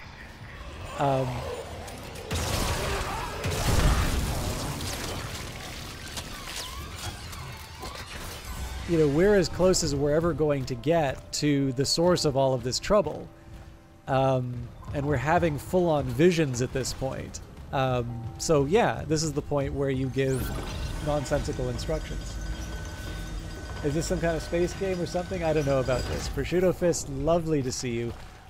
This is a cozy... It's kind of like the Stardew Valley of Planet Cracker games, I think is the best way I can put it.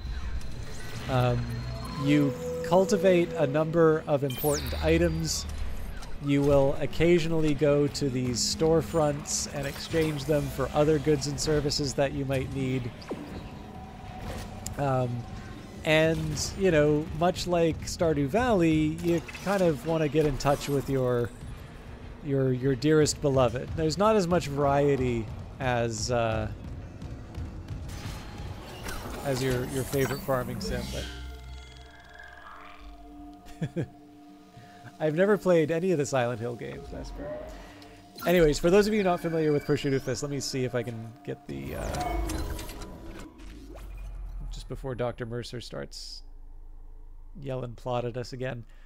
I should do this in the proper order. So we do have Vesper Fortune, who I don't think got a shout out before. I think I talked about him, but I didn't actually hit the command. And while that is on cooldown, I will tell you about a streamer I'm quite fond of, Prosciutto Fist. Not to imply that I'm not fond of Vesper, but you've already heard about Vesper's virtues. Prosciutto Fist did Baldur's Gate 3, and then loved it so much she did Baldur's Gate 3 again, but this time with her friends Hannah and I believe Megan, although I know Megan as Meggy Moo 17, I think.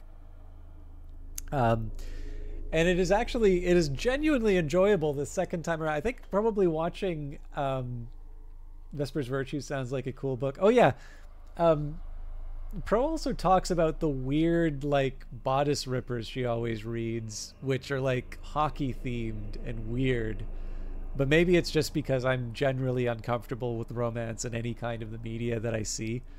So, but anyways, no. Pro, it was really, really fun to watch. I have no idea what you're talking about. You don't read books. Fill your mind with other people's thoughts. Crazy talk. Anyways.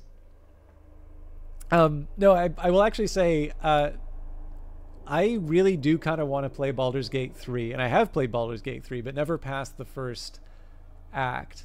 I'm sorry, I just need a minute here to... I'm trying not to tab out of the game. There we go. But, you know, you'd sort of think, right? You see someone play a game as long as that for so long. I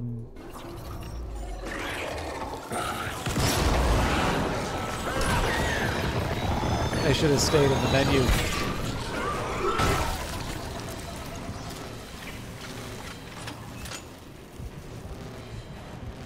All right. But no, like, Prosciutto Fist didn't just do a good job with Baldur's Gate 3. It is genuinely enjoyable to watch her go through it all over again. And I think probably one reason for that is that her streams with her friends, again, Viridian, also known as Hannah, and Megimu, it's a little bit like watching people sort of play a role-playing game around the table. I can actually think of very few streams that actually capture that as well. But on top of that, Prosciutto Fist is actually an incredibly bright and very charismatic streamer. So, when I am not being a complete pain in the neck, you know, we will talk about history, or, you know, we will talk about some of the things that she studied in school. I believe it was a forestry degree, but somehow the Woods speak Latin, and they know a lot about the Civil War. So in any case, I will definitely just say, like, Prosciutto Fist is somebody who I originally found through Book of Hours, but I've sort of stayed for Stardew Valley. I've stayed for Sunhaven. She had to put up with an extended propaganda campaign for Disco Elysium, at which point the random generation gave her successes for everything that I failed at. So I kid you not, every single thing that made me like laugh out loud and say, oh God, you know, Pro did such a good job with Baldur's Gate 3. I have to see her play Disco Elysium, and gifted it. Literally every single thing that could have gone differently went differently. I didn't even know some of those things were options. But again, she's enough of a talent, not to let her crashing disappointment come across on stream. No, she soldiered on, and I thought did a very good job of it. So no promises you have to play it again with your RNG luck. No, I mean, you should play it in whatever way you think is most appropriate. But there's a couple of fairly hard to do roles that you succeeded on, and I think the failures are actually quite a bit more funny than the successes. So, anyways, I don't think you have to do any. If it's not your thing, it's not your thing. I do know we have a little bit of a gap between the two types of games that we like to play, but. In addition to being just a really great personality, I really do enjoy just hanging out in Pro stream. She's probably one of the few streamers that I will like set aside whatever I'm doing to sort of catch and watch. And then she has to put up with this ridiculousness as I'm playing games that are completely inappropriate.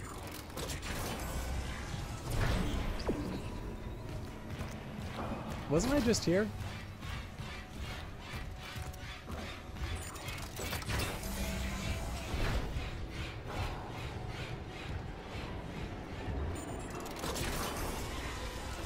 The only complaint I have is, Patient? Isaac. Symptoms? Mania? She doesn't like science fiction. Fine. What was the last strongest? The grief? Or the guilt?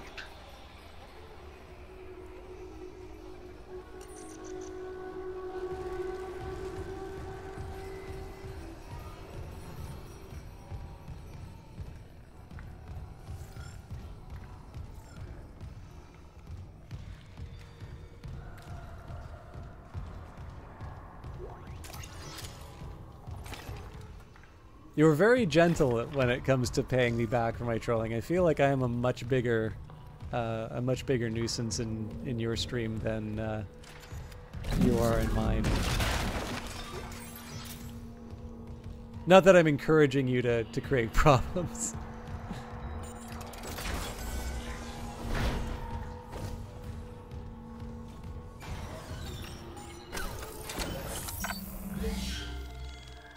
Oops. Anyways, I hope you're doing well. Sorry, I said hello and that I like your stream, but I don't think I actually said I hope you're doing well and hey lady and I don't know, all those other things you're supposed to say to people when they visit. I'm a hack.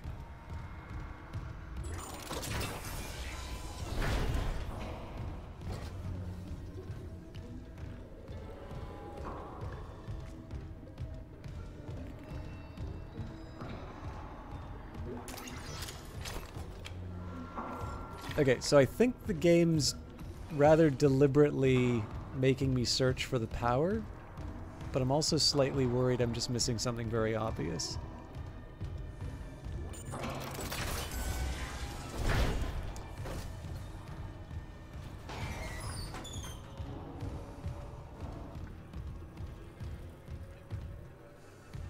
Alright, so no power, which is the space game equivalent of No Maidens, Elden Ring, another one of Pro's favorites.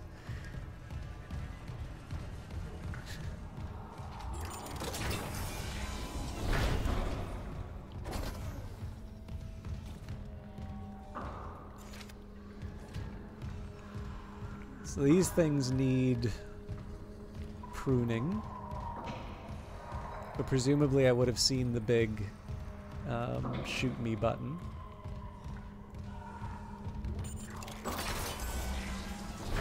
Now, one trick this game has used time and time again is, you know, send you to one place and then make you go back.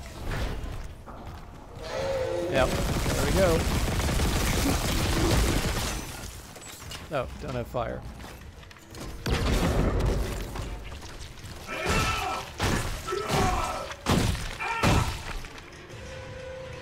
Did I even get anything for that?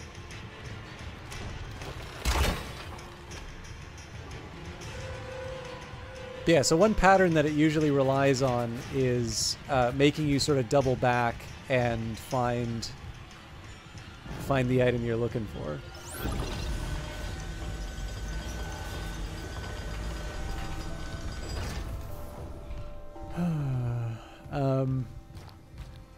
But I'll confess I was spending more time looking for Mercer's quarters than looking for power.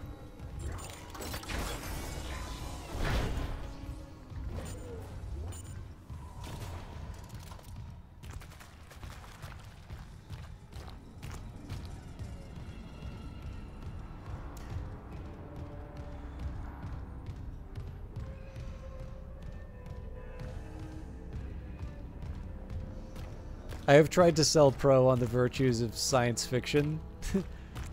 This will definitely not be the game that does it.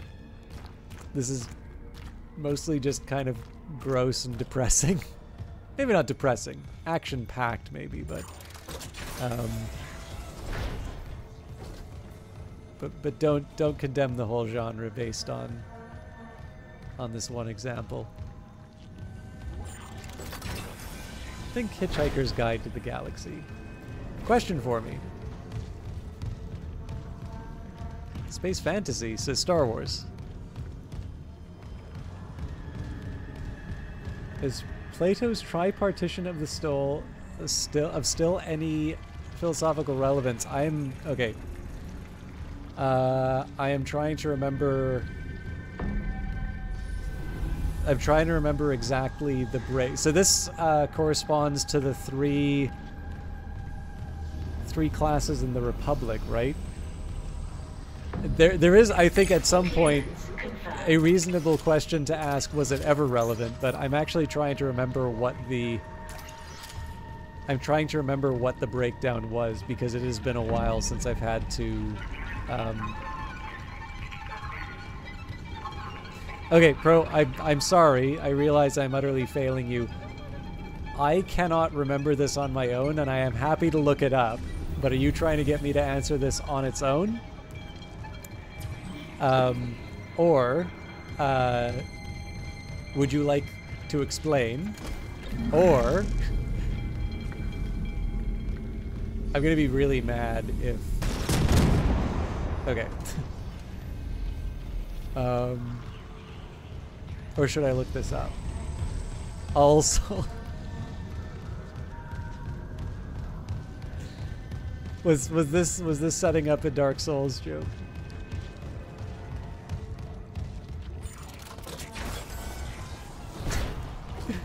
Oh, wait a minute. Sorry.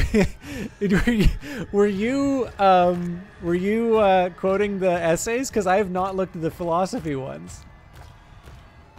I'm very happy you brought this up. Okay. I feel like I need to bring my my own up now. For those of you not familiar, because I have brought this up in chat before, I'm pretty sure 2022 philosophy. Wow, that is such a shame that I didn't know that. Yes, I have tormented Pro in her own chat with questions from the All Souls exam, which at one point was called the hardest exam to begin with. That feels like such a generic one for that exam. Now, what's your opinion on this? Because you know, next stream I'm gonna come back having read the relevant passages.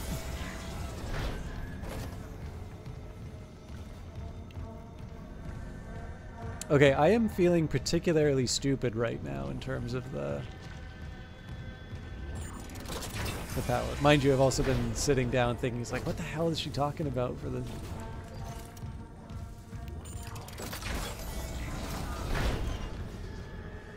I am going to take a second here, though, and see.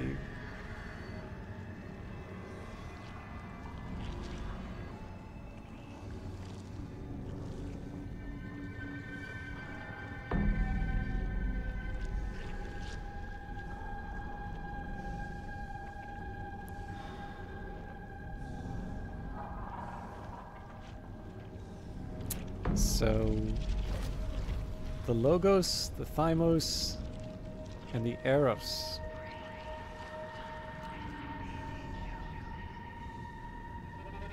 Yes, and it is the Republic, although I forgot the reference in terms of Phaedrus, which is actually my favorite dialogue of his. You do have an opinion on question 34. What are colors? I actually do wonder if this is expecting you to bring up Goethe's theory of color versus Newton's. Because I actually have a collected works, or not, sorry, selected works of Goethe, which goes out of its way to actually get some of his scientific writings, trying to point out that he's more than just a literary figure.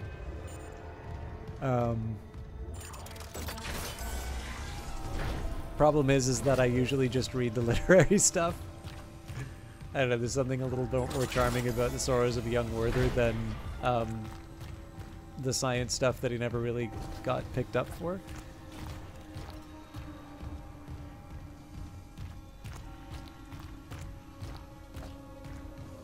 But to answer your question, colors are wavelengths, or specifically are human responses to certain wavelengths. I'm not getting into All Souls off of that, though. And I wouldn't feel bad about it, because philosophy's just made up.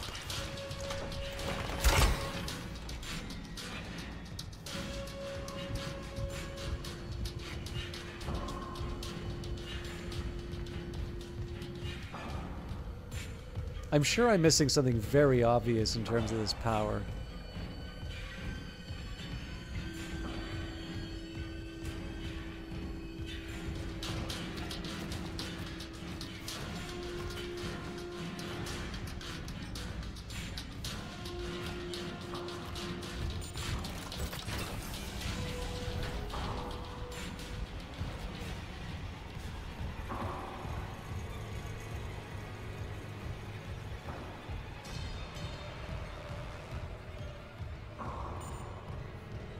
The ones that probably mangle my brain the most are the history ones, just because like I have my narrow interest. Oh god, I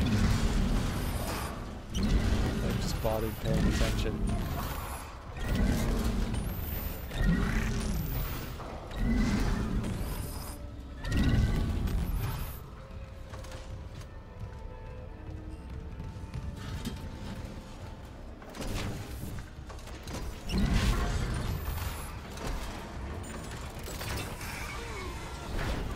Fun. Toxic hazard detected.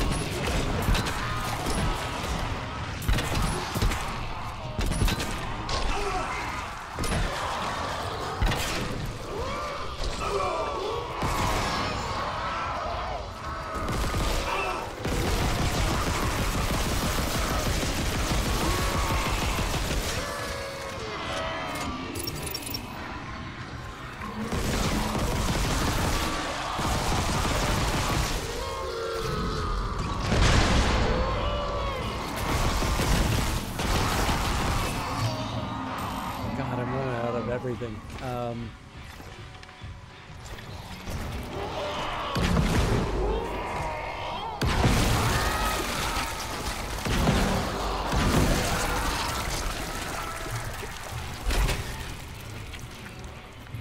This is one for you in particular.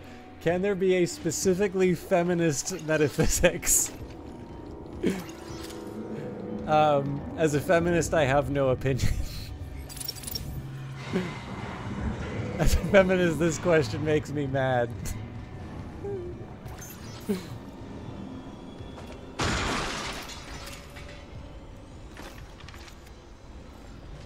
I just whack it? Yes, I can.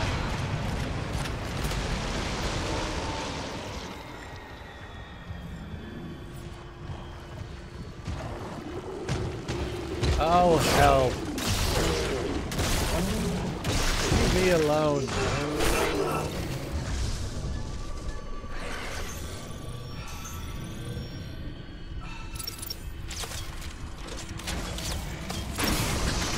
Toxic hazard cleared.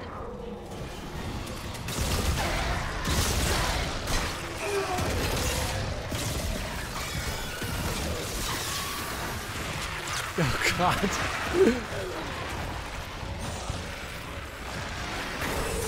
Toxic hazard detected. I'll take the poison.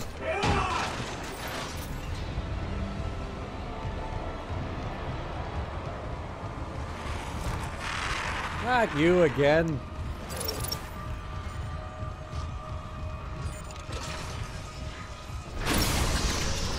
Toxic hazard cleared.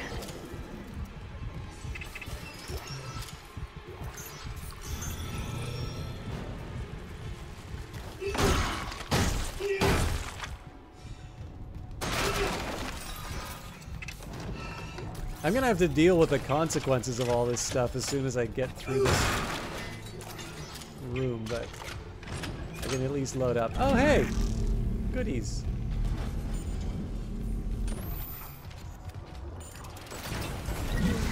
Oops. Toxic hazard detected.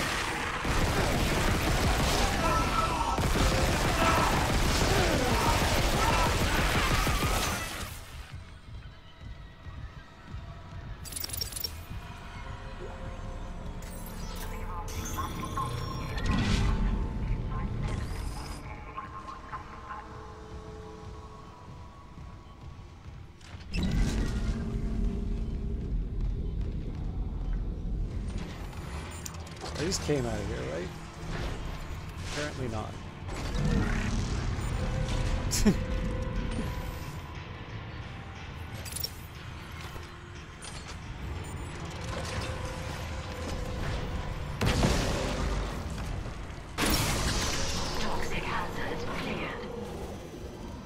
Any more of you jokers?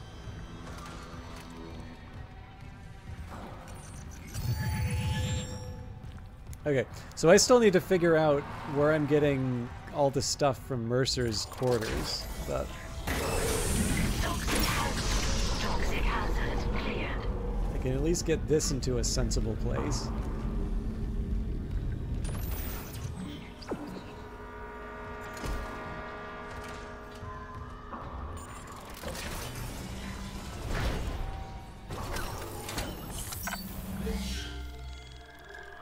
I'm not gonna lie, Pro, you've actually really made me want to just open up the All Souls questions and then spend the, like, last hour ranting on these questions. This guy again.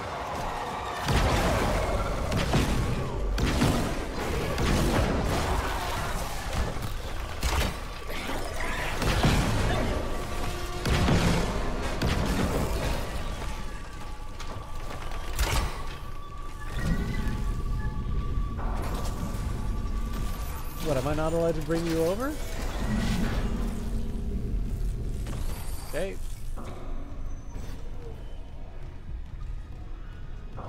We'll figure that out when I'm back. Oh, hell.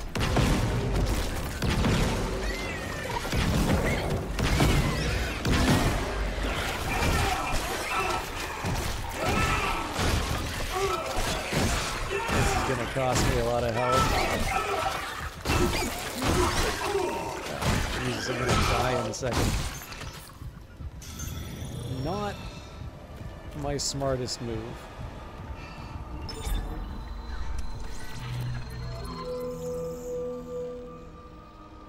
Oh, when are you seeing, So first of all, I'm not sure why that is a loss. As in not trying to imply that the absence of the song is not a loss, but rather I'm not sure the circumstances that caused you to lose that precious experience. And two, I didn't know you were gonna go see Taylor Swift.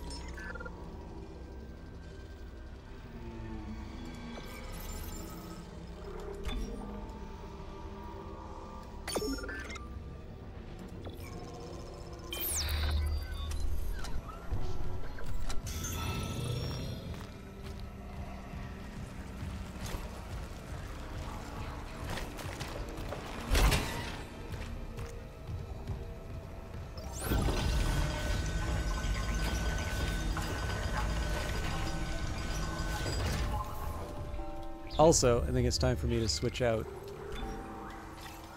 gear.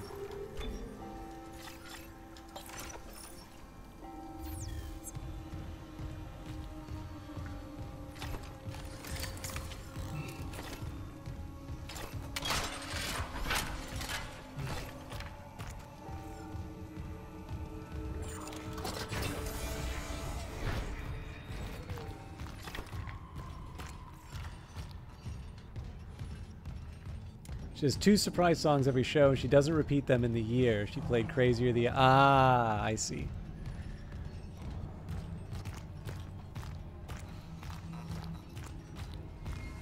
You need to appreciate, Pro. I've only just recently started playing music that has come out in the last century or so.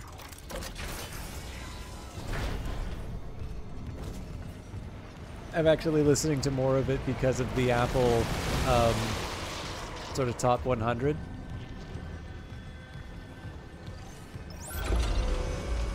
Which in fairness still includes music from like the 1960s, but at least it's sort of recent. It's more recent than classical.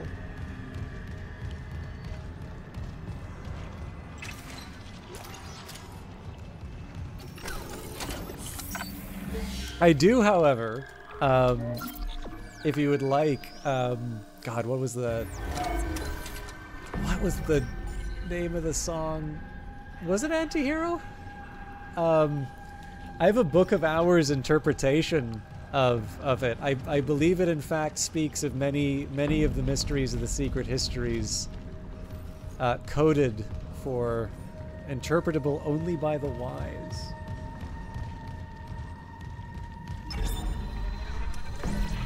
Yes, I've heard it. I just didn't remember if it was called Antihero. But yes, that song has many deep connections to the Book of Hours lore, in the form of the Secret Histories. Obviously, that's the setting name. What's happening? Find the shuttle. You need to install the Singularity Core. Isaac! Isaac, can you hear me?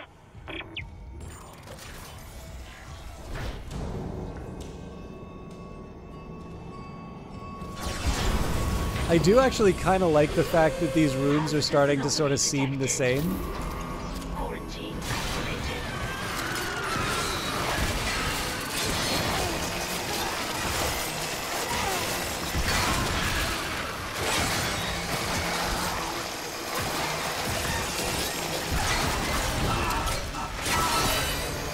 Where'd you go?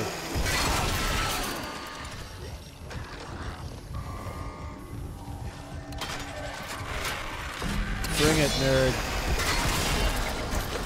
Ow.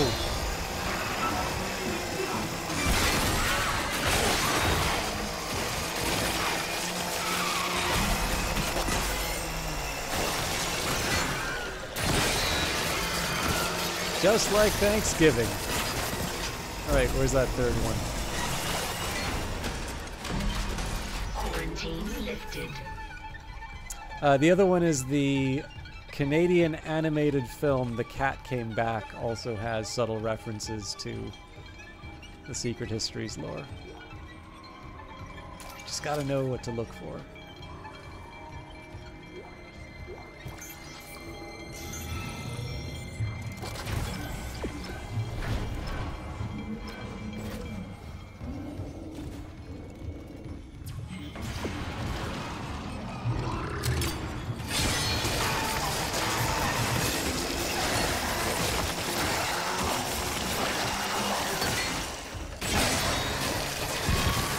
Making me use a second blade.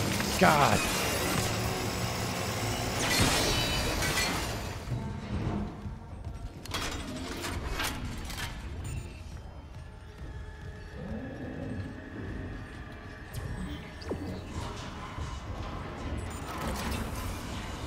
The deluxe quiet bunks, great!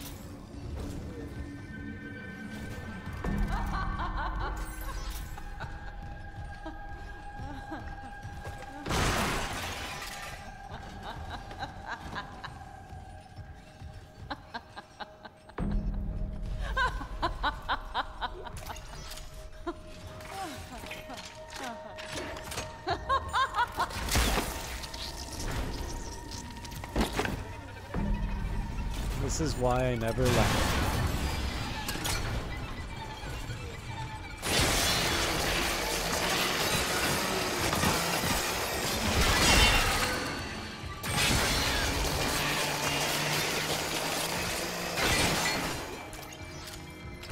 Superiosity, how was Cyberpunk 2077? Thank you very much for hosting, and hello all of you from Tiberiosity's raid. It was a blast. So I don't know if you saw, but we finished Phantom Liberty on Friday. Are you doing that DLC, or have you completed it already? I'm not. I know you were doing a Nomad the last time I saw you play that. But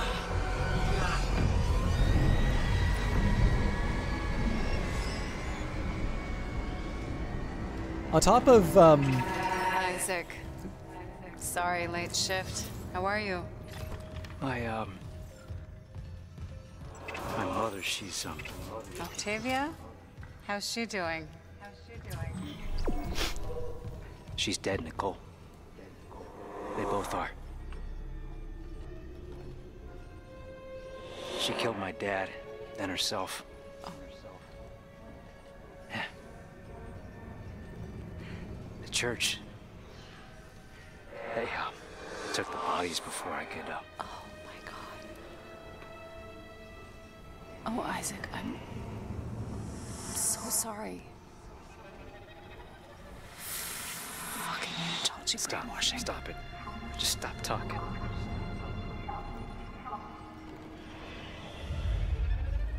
You said she was herself again. You said she would be better at home. I trusted you. God. You might as well have killed him yourself. She was better. You told me to leave for the Ishimura. You pushed me to... You know what? Go to hell, Isaac. Nicole. Nicole! Nicole! I didn't... Oh, God. No. Not her, too.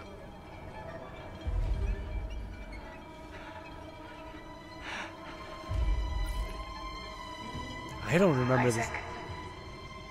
It's me. I wish I could talk to you. She wanted to talk. I didn't. I'm sorry. I can make it right. I'm sorry I can save us both. about everything. Yeah, I don't remember this part of the story at all.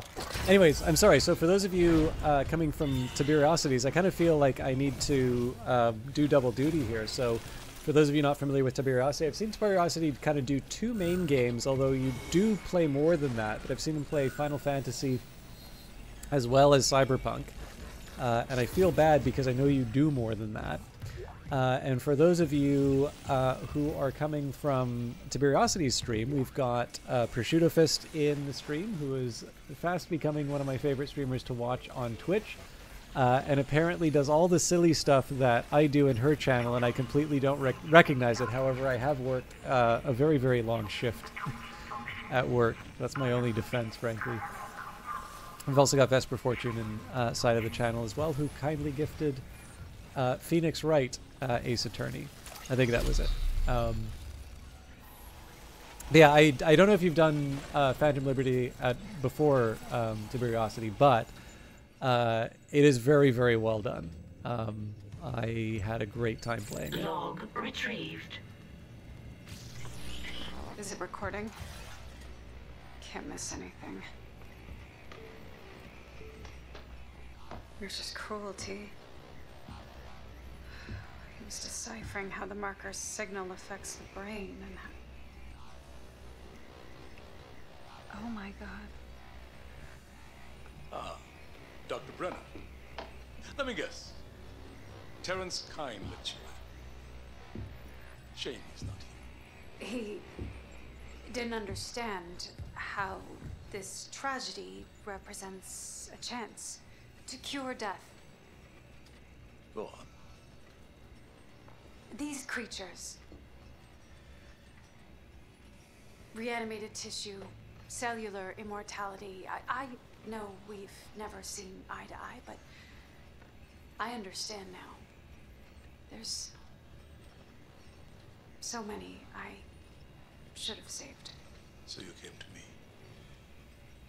Because you've learned how to communicate with the marker. I'm so close. I thought it must have the secrets that I need.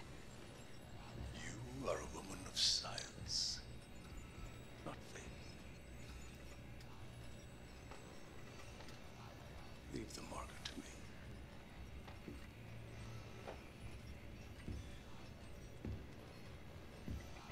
These are your autopsy notes. Very thorough. You'll need them peer-reviewed, of course. And poor Terrence isn't here to help you. Yes. There's only one man I trust now.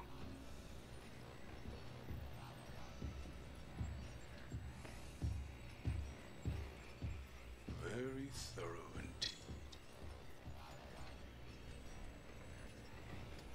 And useful for Mr. Harris's next surgery. No related rig activity has been logged.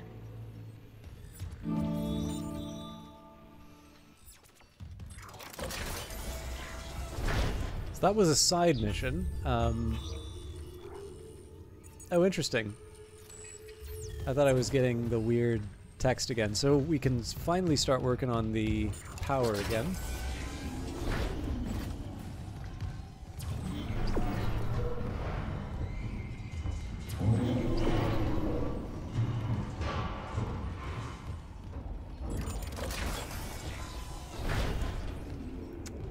this is where we were before.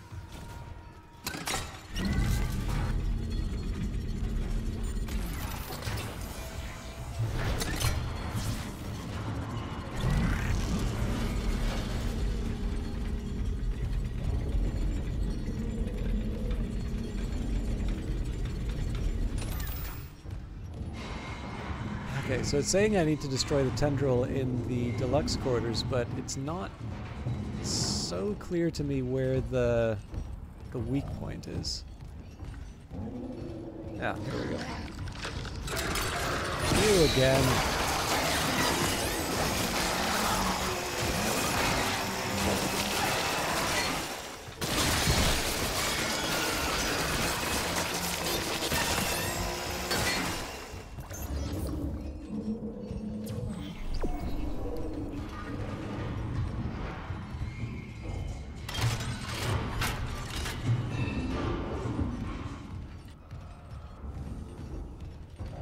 Yeah, no problem, Tiberiosity. I'll confess, I'm not being very coherent tonight anyway, so...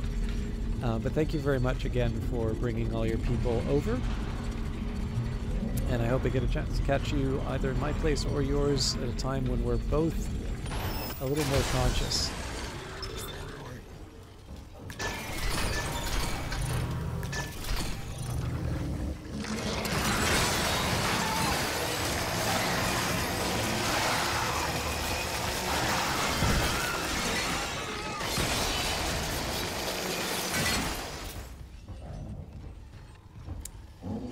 Okay, lights on.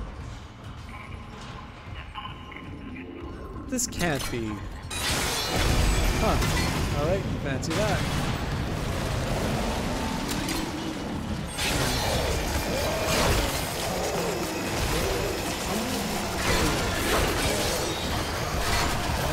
Oh, Jesus Christ, not one of these things.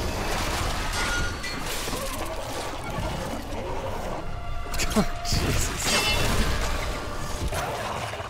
Everybody's blocking the way.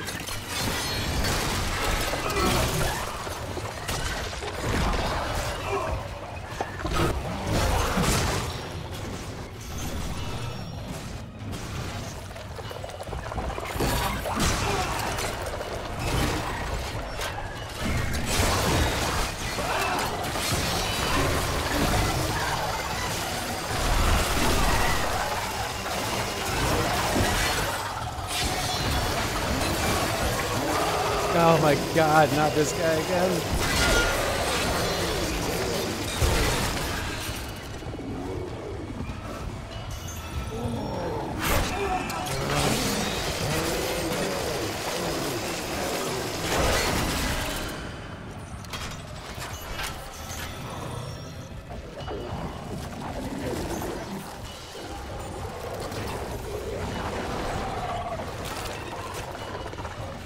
I think I need to switch the power. Honestly, at this point, though, I just need to get a little space so that I can fight properly.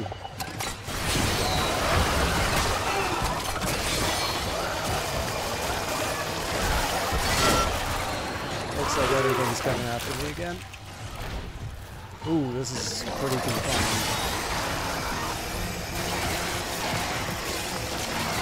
And the baby too, why not? Alright, there we go. Oh, hang on, it wasn't dead. We'll be in a minute though.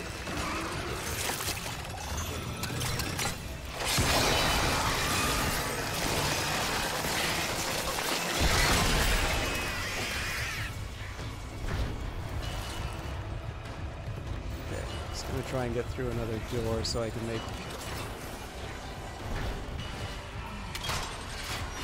Okay, let's load up for the fight. Do I have any health left? I do.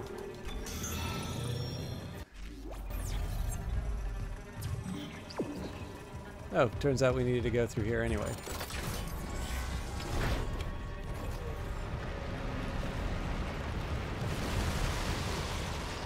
As an insurance policy, I think I'm going to get a little extra health.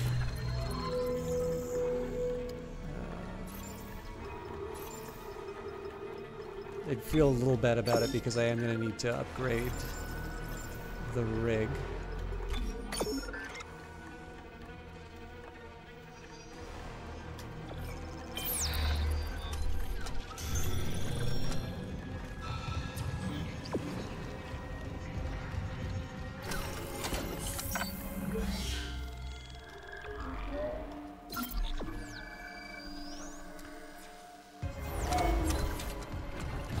Alright, we're in slightly better shape to take on whatever the game throws at us. I don't have as many of the goodies as I might have had before, but I'm okay. I'm kind of okay giving some of that up in order to make progress.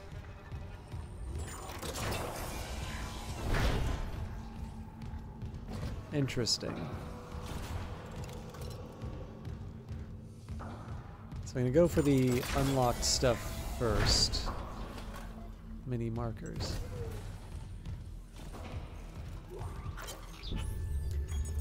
To Captain Matthias from Unidentified Sender. Confidential. Fleet position confirmed. Captain Benjamin Matthias. Referencing our pre-departure discussion, I am blessed to report that the Vested have authorized premium stasis capsule for you aboard the Church's Holy Fleet.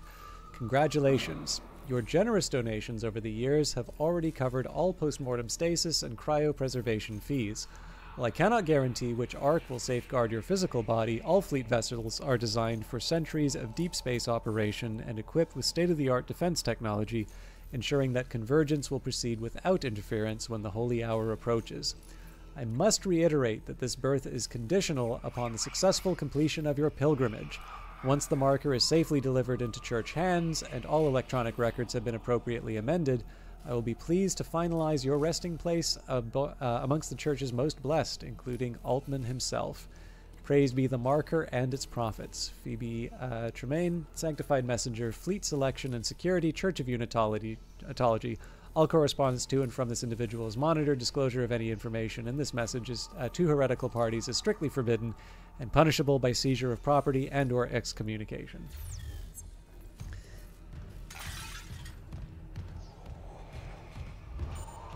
It's basically slightly friendlier than some of the NDAs that you need to sign if you want to play a game early.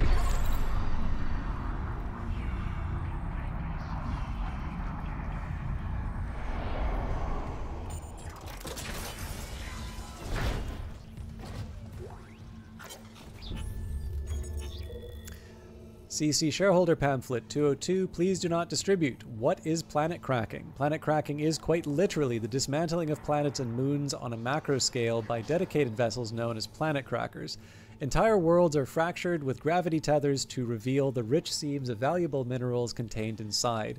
These fractured pieces of debris are mined, processed, and then shipped to their destination. You may have read environmentalist reports claiming the destruction of a planet can destroy an entire solar system due to the disruption in the gravitation forces that hold each celestial object in orbit.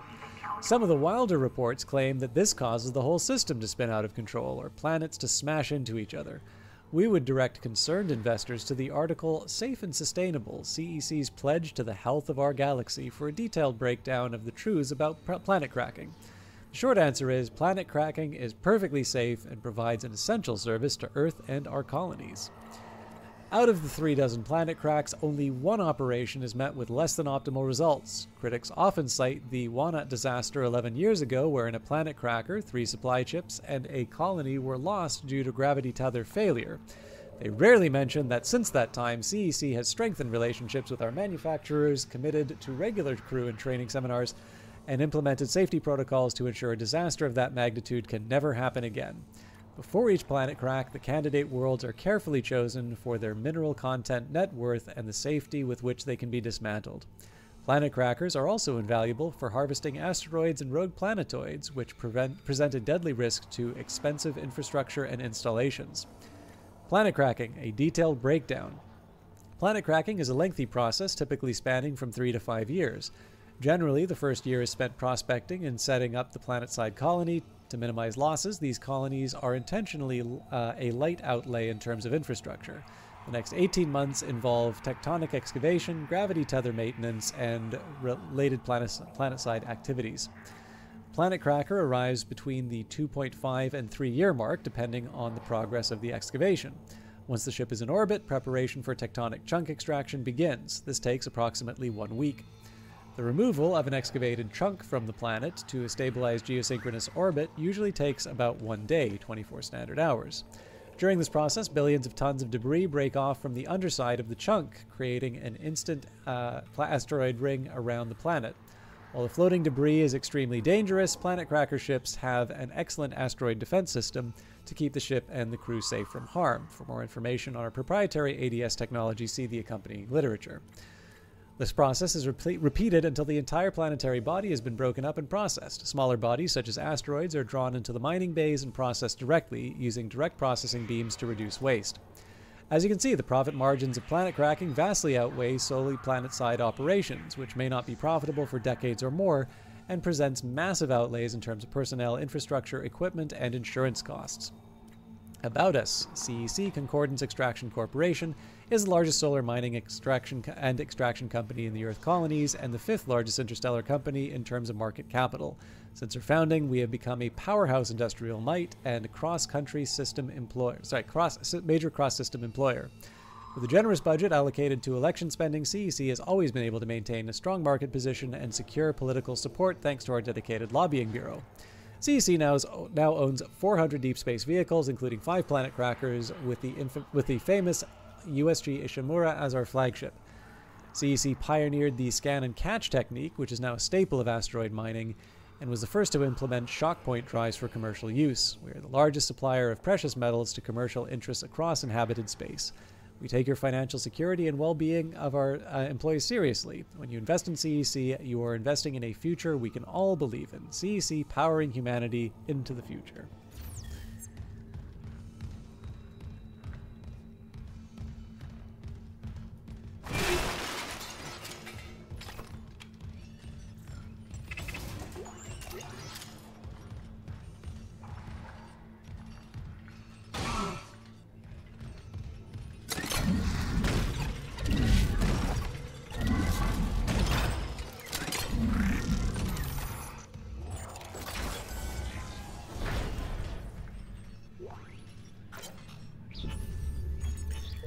Personal log, D. White, First Officer. Goddamn unis are running the ship. So far, I know for sure. Captain Matthias, CSO Kine, second, is that second? SO Mercer? Anyways. Holt, Carrillo, Pitts, Reed, Maynard, Shade, Esplanada? Natvidad? Why couldn't they make this an audio log? That many senior officers can't just happen to be marker heads. Can't be a coincidence. I know a stacked deck when I see one. Update. Check some files. A lot of those reassignments started after Director Eckhart got chatty with the captain. Since when does a C-suite give a damn about personnel?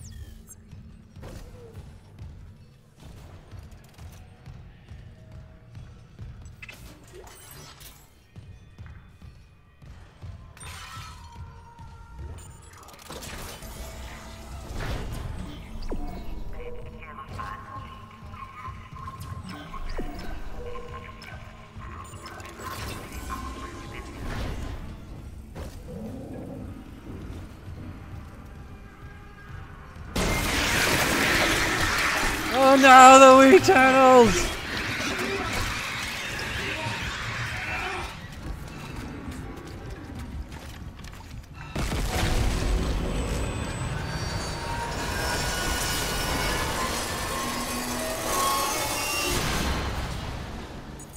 Clearance confirmed.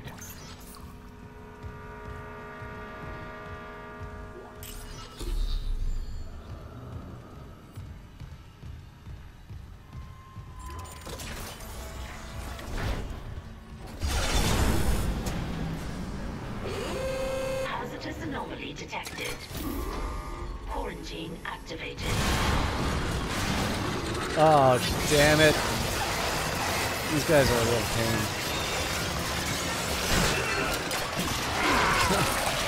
Nice to see you too. Oh, Christ. Alright.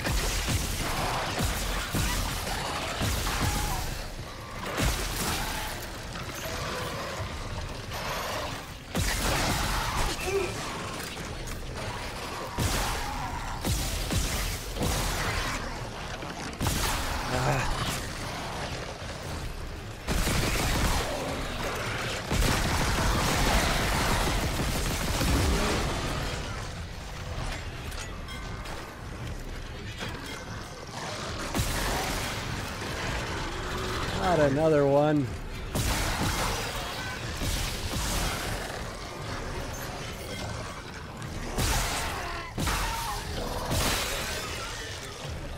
All right, add on that.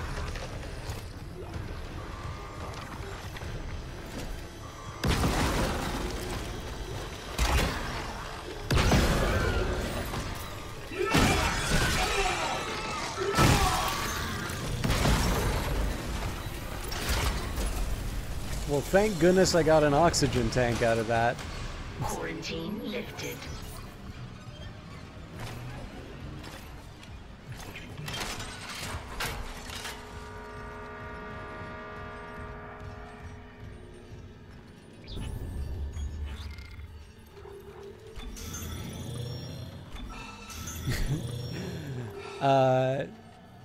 Thank you for lurking. Thank you for stopping by, bro. I know this is absolutely not your type of game. But I always appreciate the support, so have fun with laundry. I'm hoping, if I recall correctly, I think the laundry room was the one that had the roof that was gonna like collapse, so don't let the roof collapse. Anyways, thank you very much for hanging out. And for those of you, again, for those of you that have not done so, please do follow Prosciutto Fist. Lovely streamer. And very, very patient with me.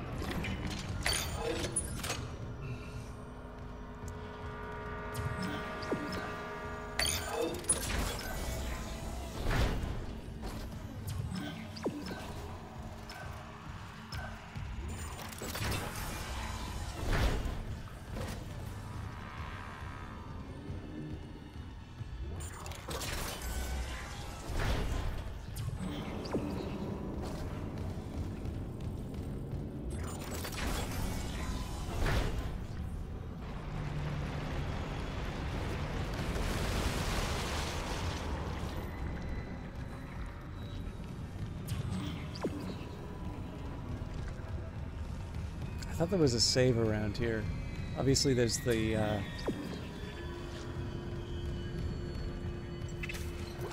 shopping, but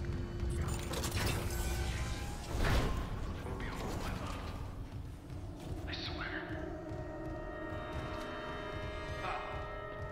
Hi, I'm Dr. Terrence Kine. Remember we spoke on the Valor? If you're real, let me in. I need to destroy that cluster behind you. Not yet. Escape on that shuttle and you'll kill us all. When they took the marker from Aegis 7, it woke the being in the core of the planet.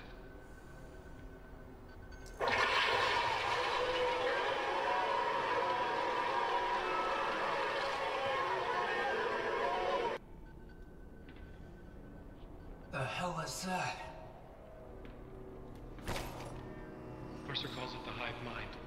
Nexus organism which controls these necromorphs telepathically. If we leave while the hive mind is active, well, you saw the Valor. If even a single necromorph escapes, humanity is finished. The marker. Emilia, she knew. She told me it would return the beast to its slumber. Okay, so if we return the marker to Aegis 7, it'll stop the outbreak? Exactly.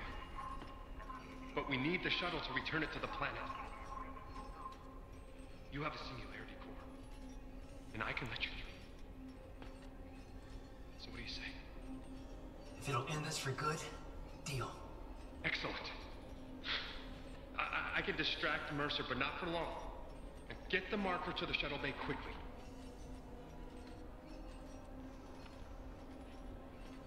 Thank you, Mr. Clark, for helping me fix my mistakes.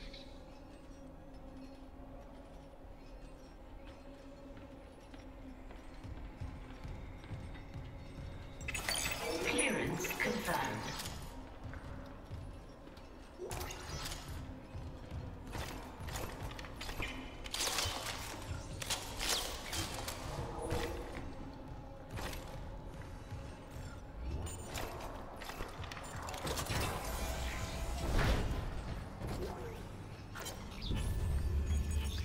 Nexus organism. She was only a voice at first, but now she is my constant companion again. I had forgotten how much her presence soothes me, and as always, she sees to the heart of the problem. The marker must be returned.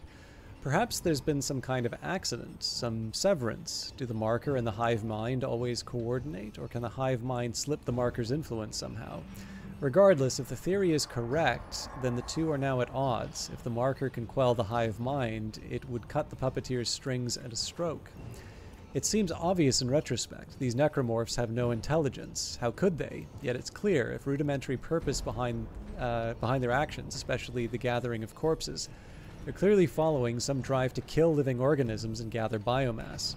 Where does this drive come from? How does it command them? Do all necromorphs converted by a marker share this bond? Pack instinct? Or is the hive mind demonstrating a genuine telepathic communication, perhaps the first ever observed? How painful to admit that the marker's horrors still hold fascination for me. Now I think I understand my predecessor, those who first studied the black marker rather better. The road to hell begins with unprincipled curiosity. Foolish, foolish, foolish. I should have known sabotaging the engines was only a stopgap. Are we returning to Earth? Is the marker falling into the church's, back into the church's hands? Yes, Amelia. There are always alternate solutions. Always.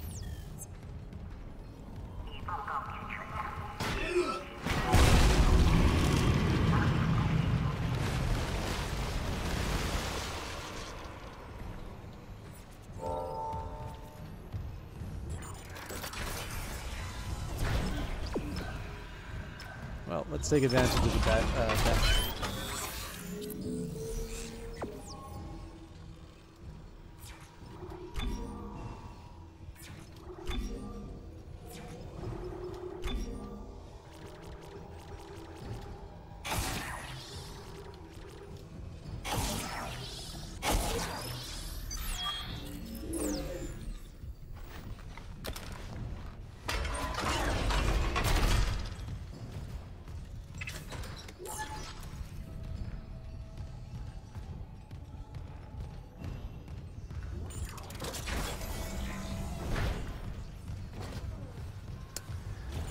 I think it's pretty unlikely we're going to see this through to the end tonight, but I will try to at least get the next segment done.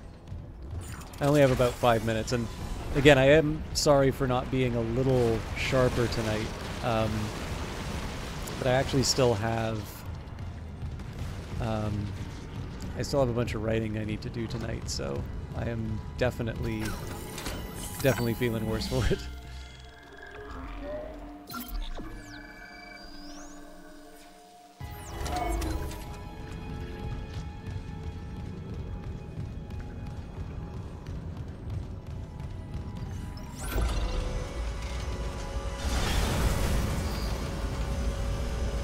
Hazardous anomaly detected. Quarantine activated.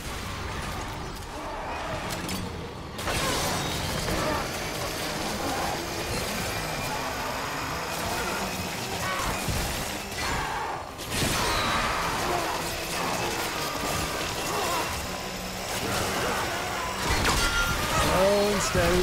We can do it.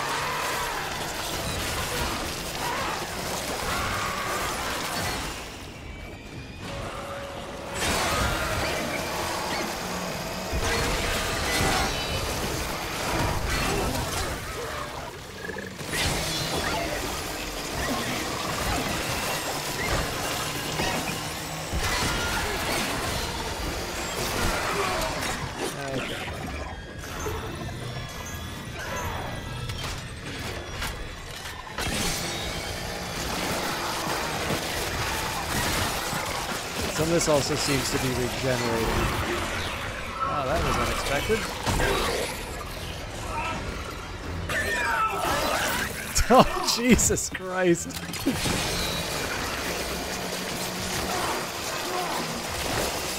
I don't think I saw that animation before. That was delightful.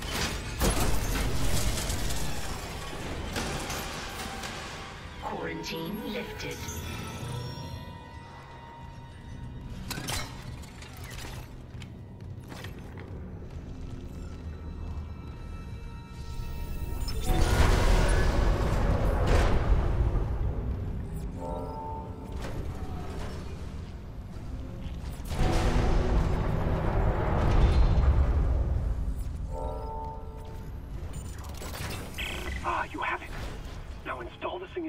on the shuttle.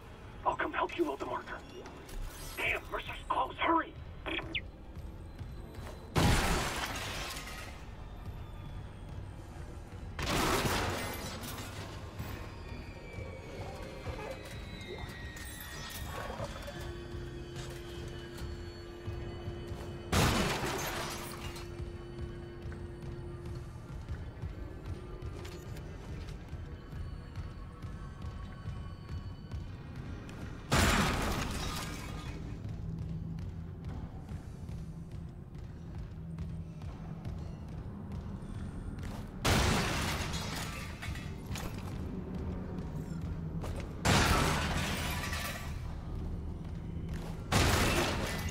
I'm happy it's equipping me, but I'm also worried. I do like that they give you these distortions every time you're near the marker. I think that's a really nice touch.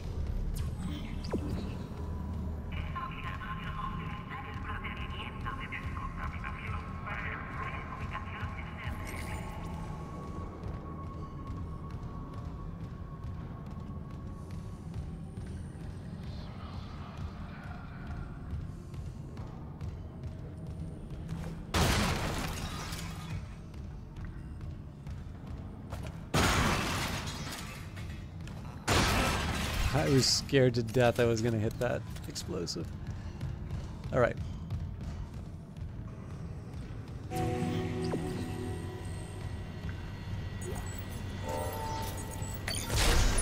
Singularity core replaced.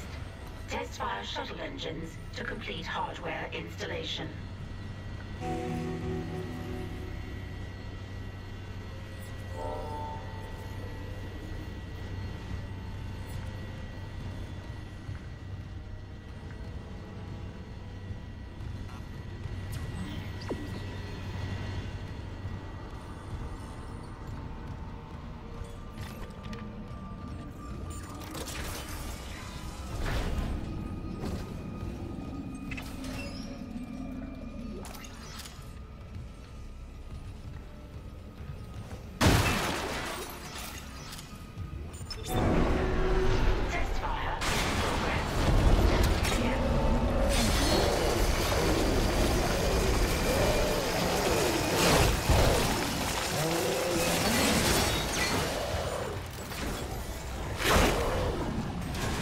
So I'm assuming the job here is to just get it.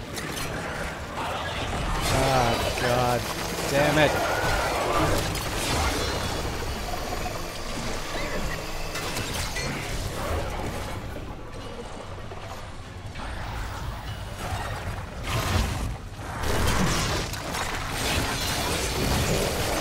Unwelcome. All of it.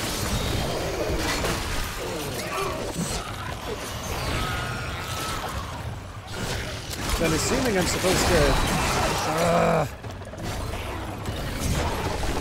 I'm supposed to freeze the hunter in place, but I don't see how I can do that with all these jokers around.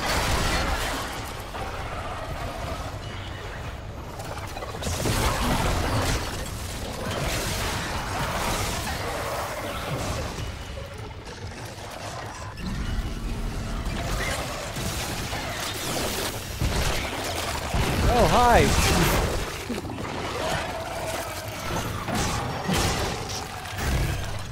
Alright, out of health.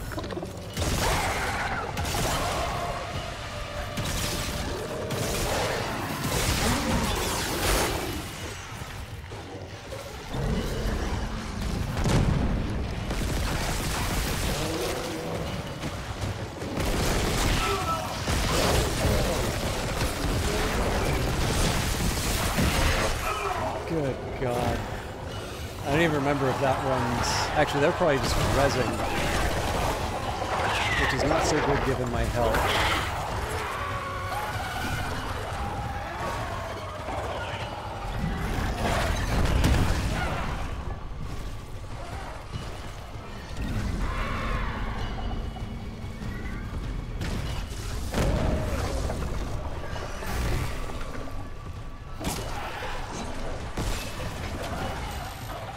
Okay. Out of health for that too.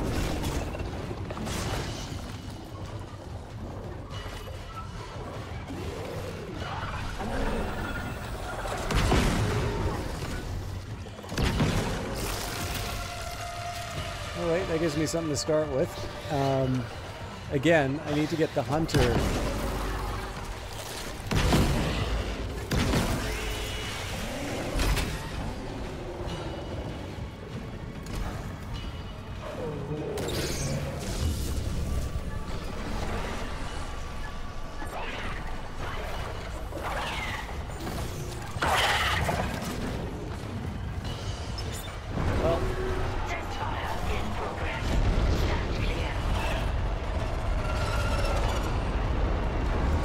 I think that's the general idea, and the implementation totally failed.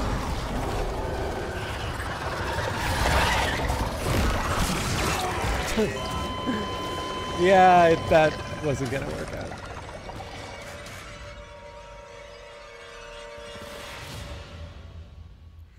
Oh well. Thank you for the raid, Dendrian. I actually think I have to wrap it up here. So normally I'm 7 to 10, and I apologize. I did just see you. You know what? Let's give this one more try. So the thing is, I'm normally 7 to 10, and I still have work that I need to get done. But I do appreciate you bringing along your people. I think you were playing Dave the Diver most recently, if I'm not mistaken.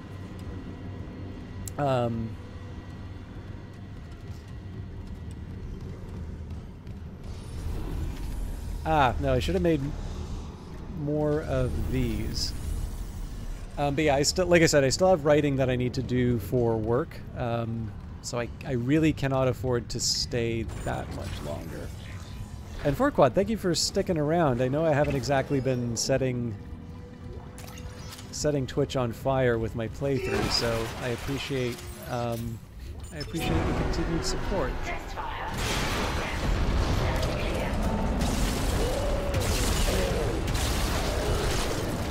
That's hopefully going to buy me some time. Now, if I recall, yeah, all hell breaks loose in this spot, so...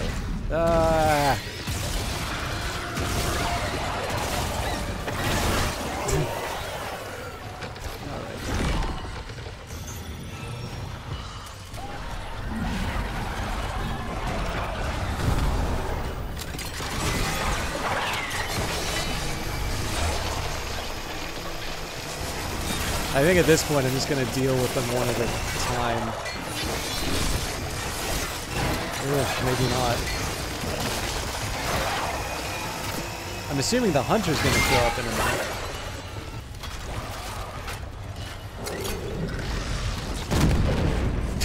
minute. Not quite what I intended, but...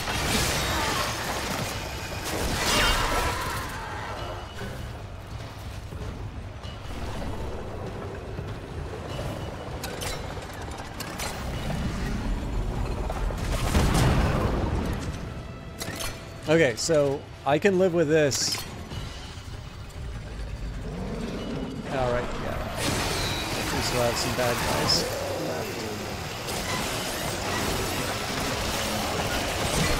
Oh god, okay, there's new ones showing up. So, I guess the question here is, where's the damn hunter?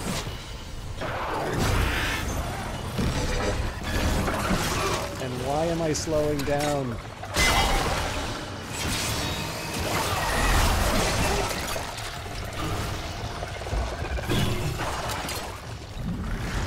Nope. Wrong one.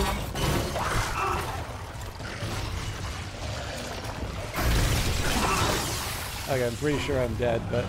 Oh! There was a health there!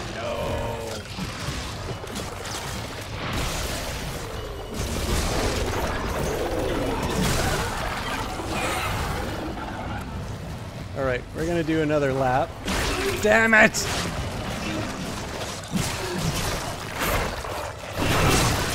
I'm thinking I probably need to wrap this up, but I am determined to do this one more time. Okay, so new enemies show up. I do think those explosive... Actually, the other thing I can do is equip slightly better weaponry. And I do apologize. I do know there was a nice big raid that came in. I am just at the end. I had a long day at work. I'm at the end of the stream with this rather challenging sequence. So I appreciate you all stopping by, and I'm sorry I'm not doing a better show. Alright. I think I'll say this is the last one for better or worse. I have a little more to work with. So, kind of the way I want to work with this is, if I can, cut out the legs of the hunter on this side and then run like so after freezing it. Now again, easier said than done.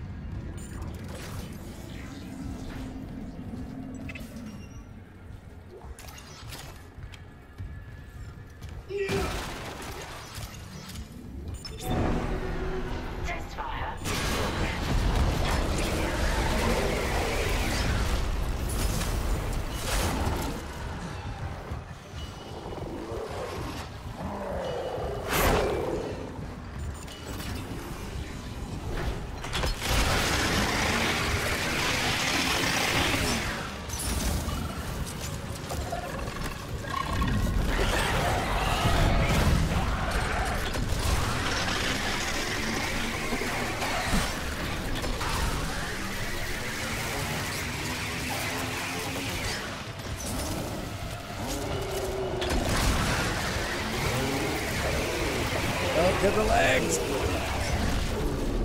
Freeze him, you maniac!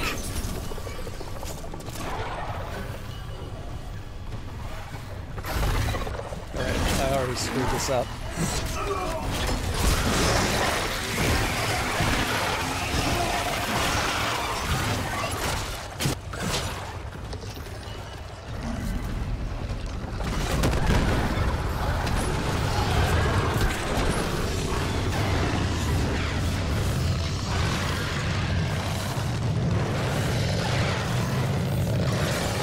I also don't know where the hunter is.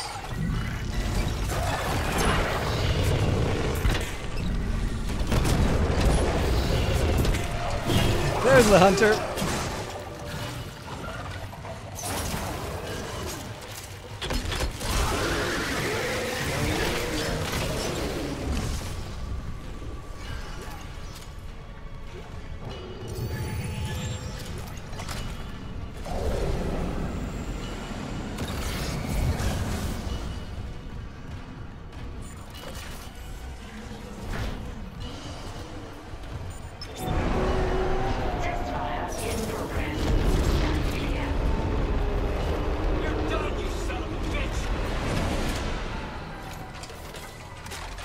Sure, I'm glad that only took me the first try. You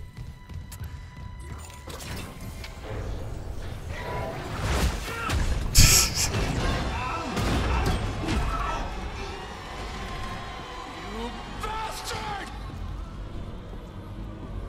Take it. Bring convergence! Make us whole!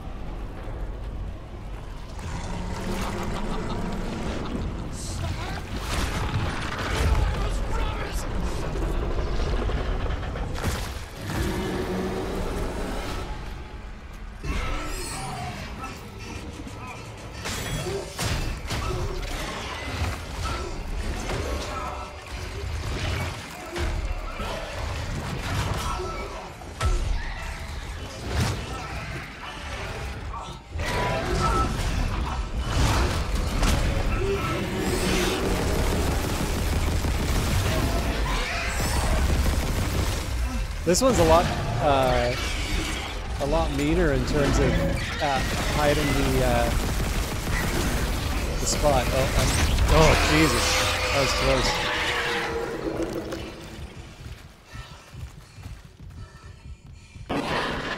Do you read me? Mr. Clark! Mr. Clark, come in! Fuck this ship. You're alive. Altman beat me. Fuck Altman, too. Kendra? I'm here, but every alert on the Ishimura is screaming. Critical damage to internal systems. The marker just ripped right through the ship. Something pulled it down to the cargo bay. Kind, pilot the shuttle to the hangar. I'm going after the marker. Of course. Amelia, quickly.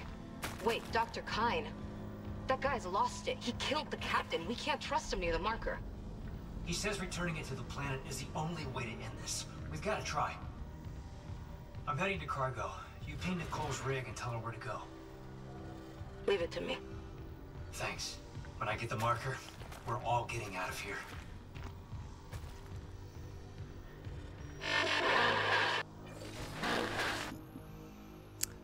Okay, achievement unlocked, Keeper of the Faith. I'm going to see if there's a save point.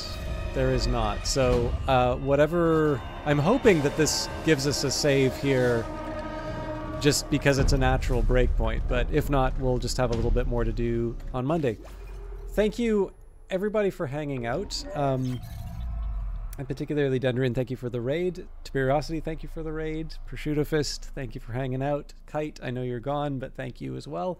And of course, those of you who are just regular viewers, thank you for keeping me company, particularly during a fairly wacky night as far as timing and alertness go.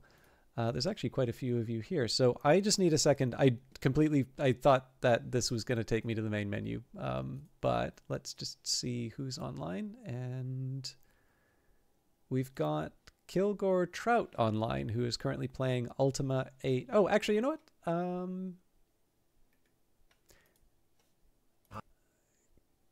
Here's what I'm going to do. I'm actually going to shout out Kilgore Trout, but I did not realize that the Wolf Arok is actually enjoying a milestone. I don't know how many of you feel about retro games, but Kilgore Trout is a GOG streamer, so he's currently doing Ultima 8 Pagan. Normally I would have hosted him, but I noticed that the Wolf Arok is doing Serious Sam 2, and I believe he said that he would be doing that because... he's been doing a sort of an Xbox challenge. I'm trying to remember. I think it's 100. I don't think it's just the Xbox games. I think he's done like 100 classics or something along those lines. Anyways, I do know that he was going to do Serious Sam as a special milestone. And so I feel like it's probably appropriate to host him in this case, which is exactly what I'm going to do. For those of you who are only here for Dead Space, we'll be back to that in a week. For those of you who don't particularly care what I'm playing, this week we'll probably do some more Godless on Wednesday. I kind of reserve the right to keep that open, though. And on Friday we will be back to Cyberpunk. I really enjoyed Phantom Liberty, but I did also... we finished that, so we'll be back to the main story, which I've not actually completed yet. And I don't know, if you want to keep in touch with the stream and have not done so already, you can feel free to follow. I do my best whenever things change to announce those on Twitter, but I don't think there's any other interruptions other than my work hours until the third Wednesday of the month, which would be, I don't even know when. Oh, week from tomorrow. Now 19th I'll be at the local game dev meetup. Anyways, I'm sorry, I've lost all coherence. Please enjoy the Wolf Arok's stream. He does incidentally do ChatGPT poetry, so if you spend your channel points you can get the AI to write a poem for you, but I will leave that to him to explain what's going on. Thank you again, and we'll see you in the next one. Take care.